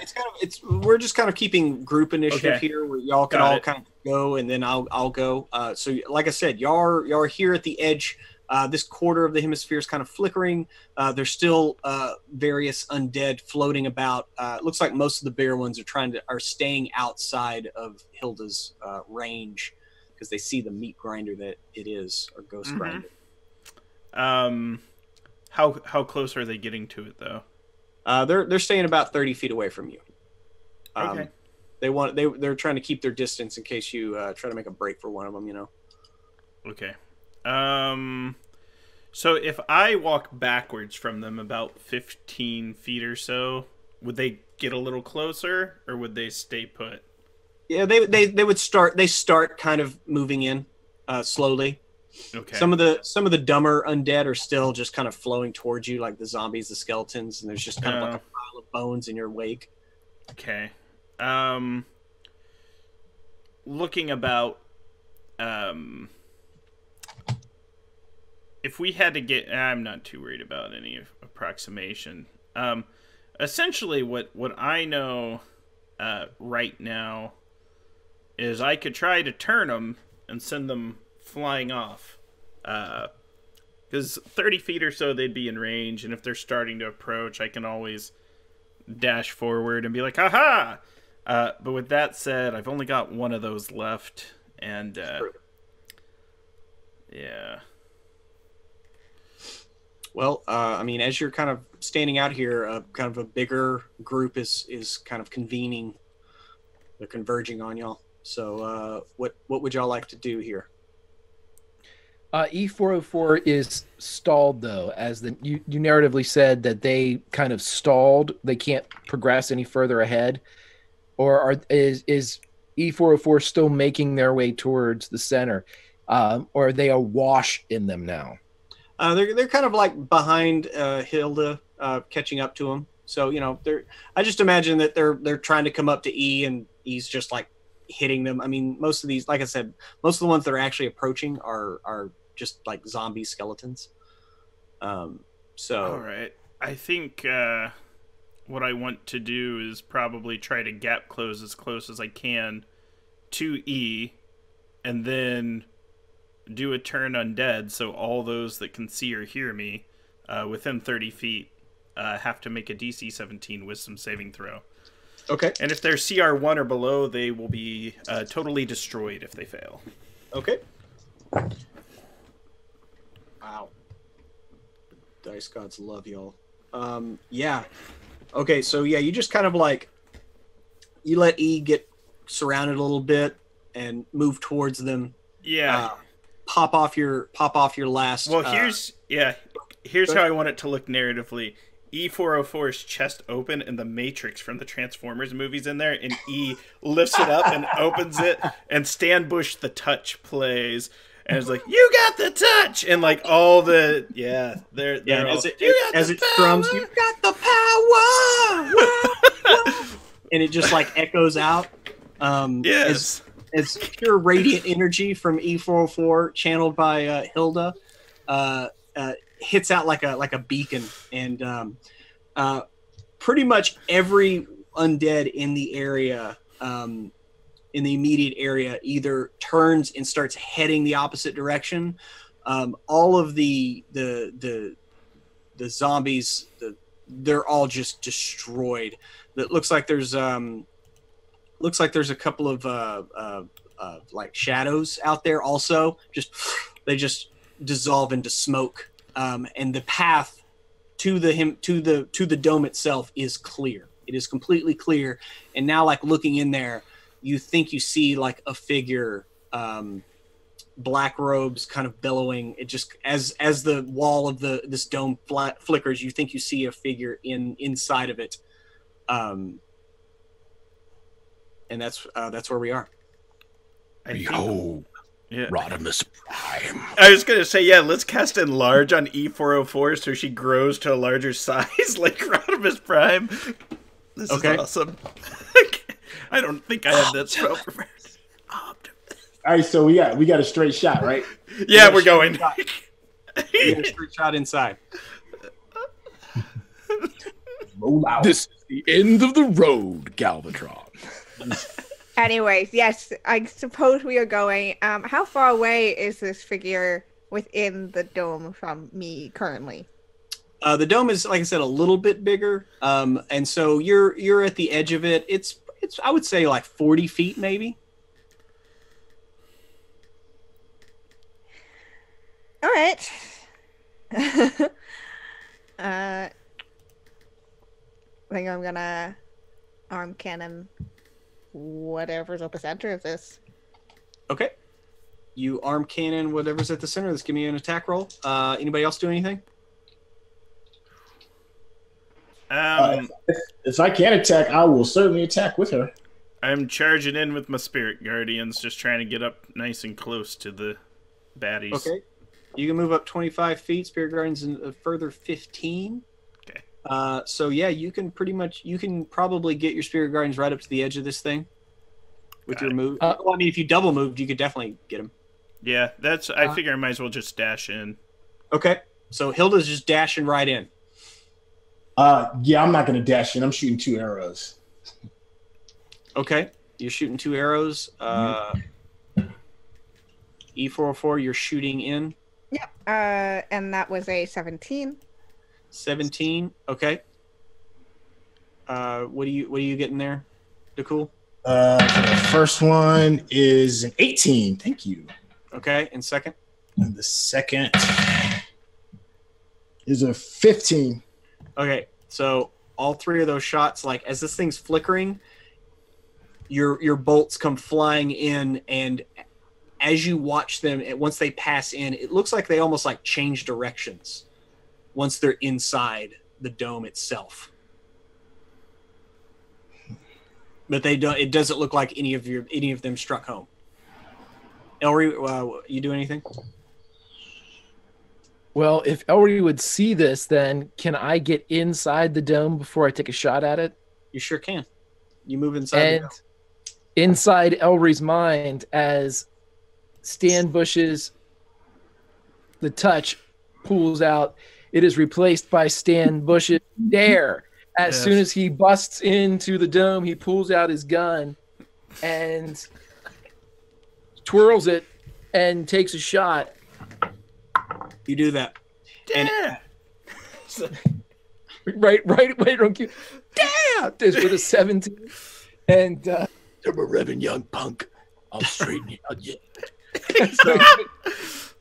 So yeah, as you enter the dome, you feel like a disorienting, like a shift almost. You're not really sure what it was, but definitely like something spatially happened. And you pass in there and you kind of shake it off and you pull the gun up and you make contact. Go ahead and give me damage.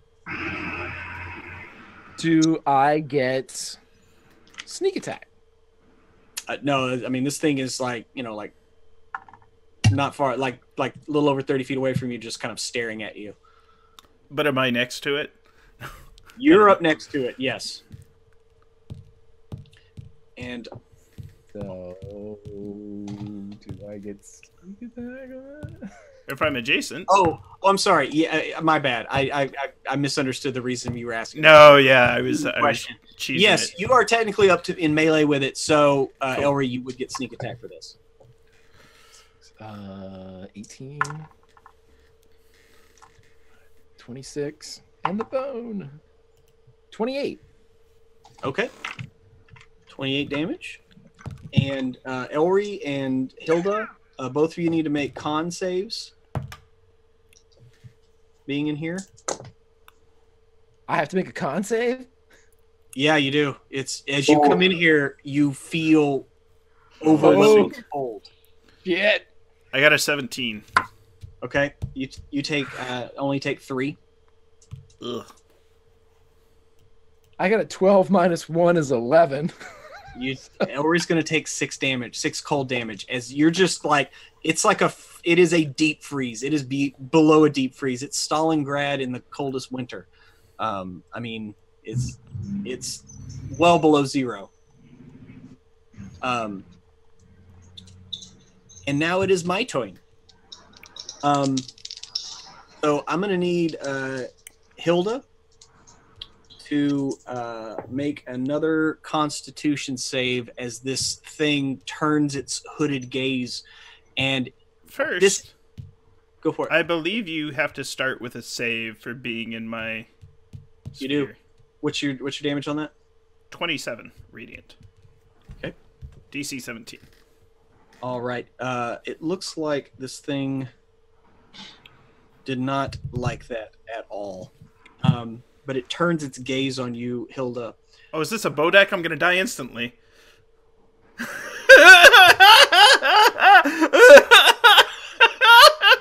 Goodbye. I need a Sorry. Constitution save. Oh no! I got a 5. You got a 5? Yes. You got a 5. I Okay. rolled a 2. Plus 3 is my modifier. Okay, yeah, y'all watch Hilda like drop to the ground. Goodbye. Oh, damn. Sorry, Emma. Oh no. And as you see that, DeCool, E, Elry, what do you do? As Elry's spirit guardian, or I'm sorry, as Hilda's spirit guardians, as Hilda kind of drops to the ground, they all fall to the ground in unison, kind of mirroring what Hilda does, and they all just kind of lay there before kind of sinking into the earth. So it is y'all's turn. What do you do? No. Okay. You just saw their good friend just go down. In I go. Yeah. He is not having any of this. So I'm gonna get in as soon as within that radius. Fire. Damage. So take 3 points of fire.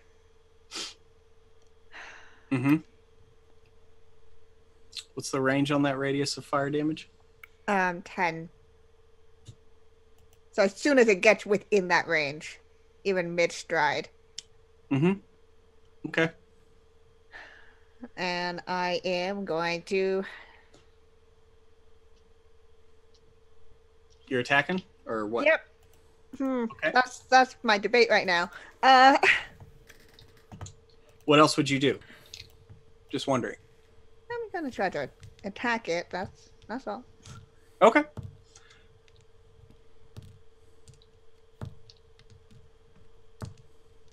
So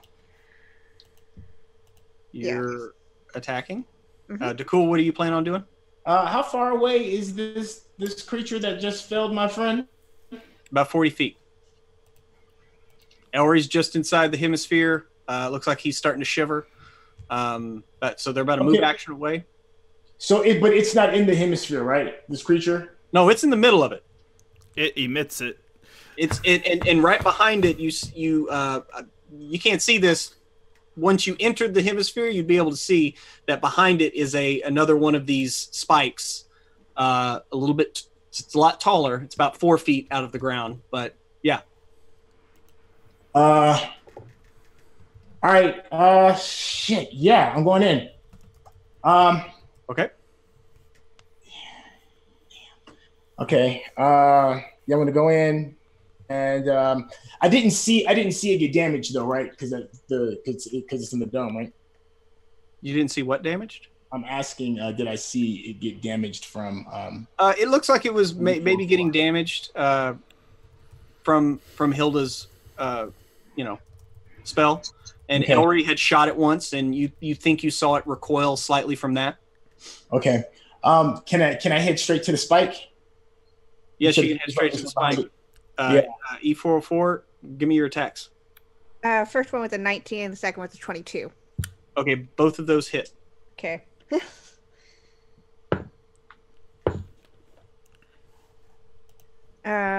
19 points of damage as I just swing at it. Very. Okay, yeah, you're swinging at it, and it's one of those things where as you're swinging at it, it almost feels like its robes are like parting. You know what I mean? It's doing damage. You think you see little wisps fly off, but it's not doing as much damage as it should. Elry, so DeCool, you're running up to the spike itself. Yes, to the spike itself. Okay, and so you're going to run up so go ahead and give me your attack rolls for that. And Elry, what are you doing? Elry's going to continue to shoot with his gun at this creature, keeping a distance. But with E404 engaged with it, I should get sneak attack, correct? Yes. 24. Okay. So the first one is 24. Second is, hell yeah, 25. Can you see that? Can everybody see that? Did you roll a 20? 8. My friend, I just did roll a 20. And so as Elry is going to lay this fucker from pillar to post for his fallen captain, let's double this shit. Oh, that sucks already. 2, 4, 24, 30, 42. 42. Okay. So you pull your pistol up and fire a shot off as DeCool is swinging his sword. Yes. Yes.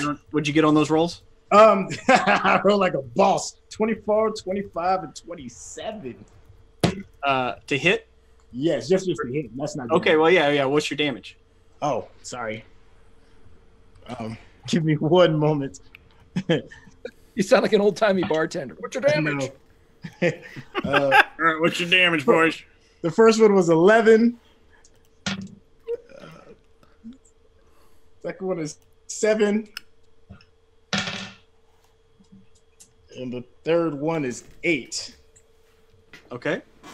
So that's 18, 25. Okay. 25 total. 25 total? Okay, yeah, you're back there just like slashing away at this thing, and you can see like chips of it coming out of it as Elry's bolt flies through the air. He's pounding away at it, and it just like, Elry, your bolt parts its head, and its head like flays open in shadow, and it slowly starts to lower towards the ground, almost like the Wicked Witch melting. And DeCool, you're hammering away at this thing.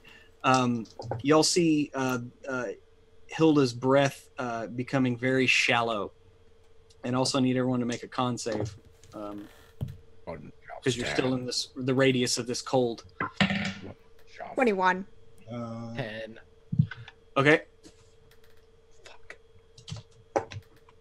So 17. Elry, what was that, DeCool? 17 for the cool. Okay, Elry, you take 8. The other two, you take 4. And Grant, go ahead and roll me a death save. I rolled a nat 20. You rolled a nat? Yes. And so that means I'm alive with 1 hit point. Okay, yeah, right, because hate to say this, And if you need to see it, it's right down. I'm gonna end up closing my laptop. Nat 20 on the death save as Hilda. And is Ellery looking down at me? Actually, E404 is looking down at you. As they're kind of standing over you. Red glowing eyes. Red glowing eyes as you see this shadowy form slumping to the ground slowly, and its voice kind of wisping and rasping out. It's like, you will not save them.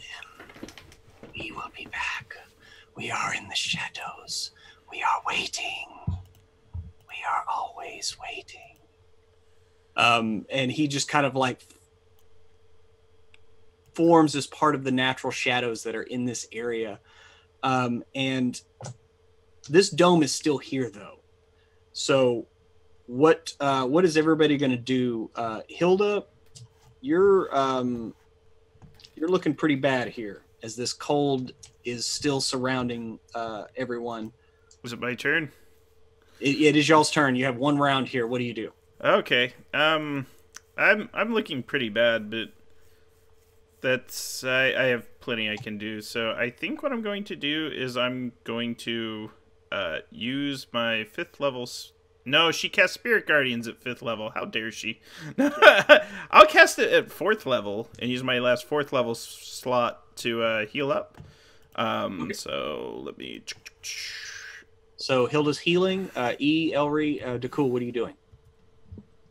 E hasn't snapped out of raging. Nope. And the splinter's still here. Yep. So E's Dakul's over gonna there shoot just it. slashing away. Yes. He's gonna shoot it. All right. Back away while you shoot this. Well, I don't know. He's not thinking straight. Oh shit. He pulls up their arm cannon like Pulp Fiction. A 16. Uh-huh. And I'm expending again 3. Yep. Give me that damage. So that is 20 points. 20 points. Mm-hmm. 25. 20 points of arm cannon damage. Okay. Dakul, Ellery, y'all doing anything? As Eve fires off into this thing and more light begins to shine out from it as you hear a further fracturing. Ellery's going to shoot, and then he's going to back out of the area using his bonus action and movement. Okay. Go ahead and give me those attacks. Dakul, what about you? Is the dome still up to keep outside ranged attacks from hitting it? Yeah, I mean you're in the heart of this thing, and the dome is still up and around you. This splinter is still here. What the hell? I'm already in the shit. Let's continue to make it shitty. I'm going to continue high attacks with the sword. Go for it. 15 hit. 15, yeah, 15 barely hits. Yeah. Okay. Oh shoot, man, that's exactly what I just rolled on that first one. Jesus, thank you. 15. That one crapped out. 13. 10. And instead of 11. And 24 from Ellery. Alrighty. Sorry. Then he runs the fuck out of there. Yeah. Oh, okay, down to 18. Okay, so I rolled a 15, 13, and an 18.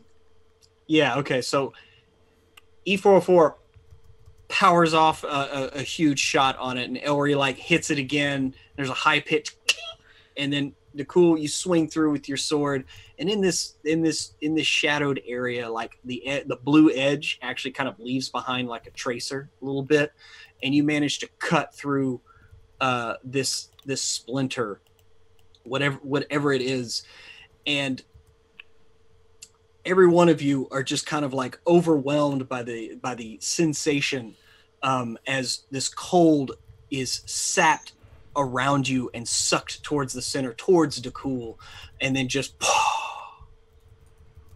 and the mist is parted, and you look around, and there are no zombies, there are no bones, but there is a burnt spot where this splinter once stood.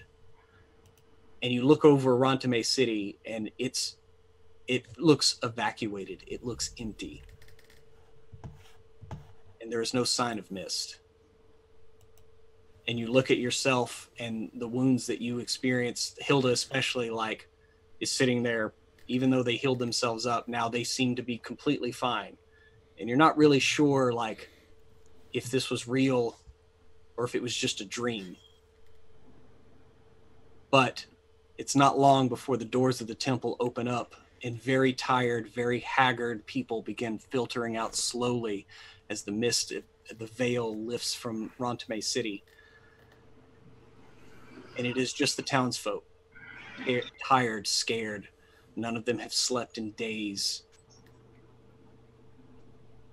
But y'all have saved the day. Maybe?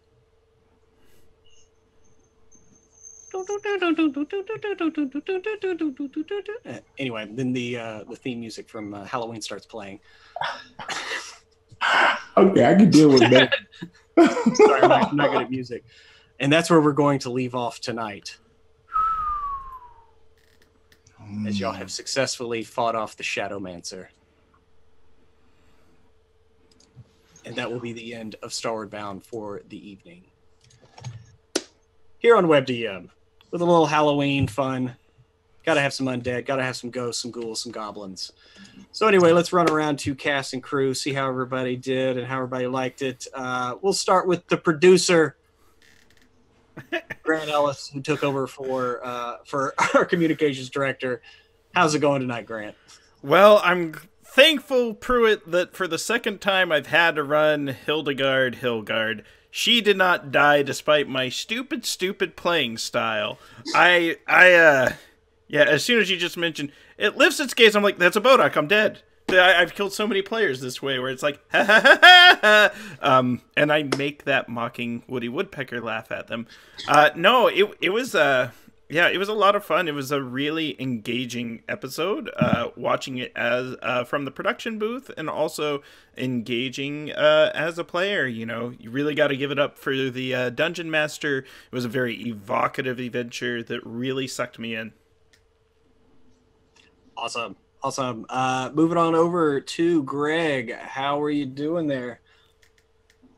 I'm doing well. I finally realized that as far as Elry is concerned, the undead, not his thing. It's a little tough for him here. He doesn't really have anything that really good against the living. Yes. Good against, he's the opposite of Luke in the training drone. So I had a blast. I love doing anything that involves, apocalyptic rundown cities, end of days type of stuff. Anybody that's been following my channel recently knows I love me some undead, and we've had some fun running through some scenarios with the other two in here. Kiana and Trey have both run through the apocalypse on my channel. But I had a blast. I always have a blast. It's my therapy session, even as creepy as fuck this one was. Grimjack21502 on the Twitches and the Twitters. Where can you find me next? Check me out. We're going to go ahead and say my channel tomorrow at 9 p.m. Eastern for the continuation of Dragonlance, our Dungeons & Dragons 5e adventure. May Black Roses Bloom. We are in episode 3, but join whenever you would like. It is a fun one, DM'd by one Donathan Fry. We will see you tomorrow, but we will see you back here in space.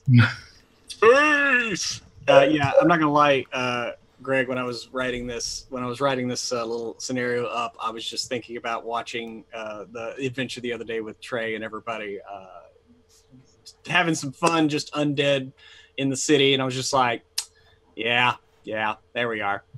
Anyway, moving on over to Kiana. How are you doing? That was fun. Spooky and suitable for this time of year. Super spooks, all the spooks. It's interesting. This E has developed abandonment issues, and E has already had a very loose grasp on the concept of death. And now that's been totally fucked over because they just watched all the people that they were told were dead and forever dead come back, and then have all these people from the actual like city also come back to life. So why can't people just reactivate again? Seems to be a perfectly normal thing. Oh, that's adorable, a monk. So he's having a fun time with that mentally, but you know what? I always enjoy being here every Tuesday. Go ahead into space. But you guys can find me over on Twitter at KennaS. Best way to figure out what I'm doing because I'm all over the internet playing role-playing games pretty much every day of the week. But yes, as Greg said, tomorrow, May Black Roses Bloom. The episode is called Haunted, and that's not great because my character had a lot of ghosts from her past, and they're probably going to come and bite her in the ass. But it's super fun, and I am very excited for that. And of course, always excited to return here next week into space. Space. And last but not least, Trey, how you doing there, man? I like killing dead things. It makes me feel cozy inside. Thank you, bro. That's how you bring in a good holiday. You know what I'm saying? We got zombies, undead, ghosts, and we got the chance to dress up like it's trick or treat. To me, that was probably one of the best ways to kickstart a campaign, man, because everybody got a chance to really step outside of themselves, man. You've helped spread on the holiday love again. Zombies, undead. Are we dreaming? Are the people still alive? I don't know. All I know is you better turn in next week because it's going to keep getting good. Mm-hmm. Oh, you can get on the Twitter spirit at Sintel and on Twitter and also on Instagram as well. Check out lightscameradiscover.org if you get a moment. We teach kids how to have fun just like this. Yeah. So, catch you next week. Awesome. And yeah, everybody stay tuned. Tomorrow, Emma's going to announce something big for herself. So just want to give a shout out to our sponsors before we get out of here. Tabletop Loot, tabletoploot.com, WebDM15. Use that code. If you haven't followed, go ahead and follow us. Subscribe. If you got that Amazon Prime subscription, send that our way. You never know. So anyway, I want to thank you. Tune in next week. Have a happy Halloween, and everybody be safe out there, but have fun while you're doing it. Otherwise, what's the point? So we'll see you next week. And as we always say, may the dice ever roll in your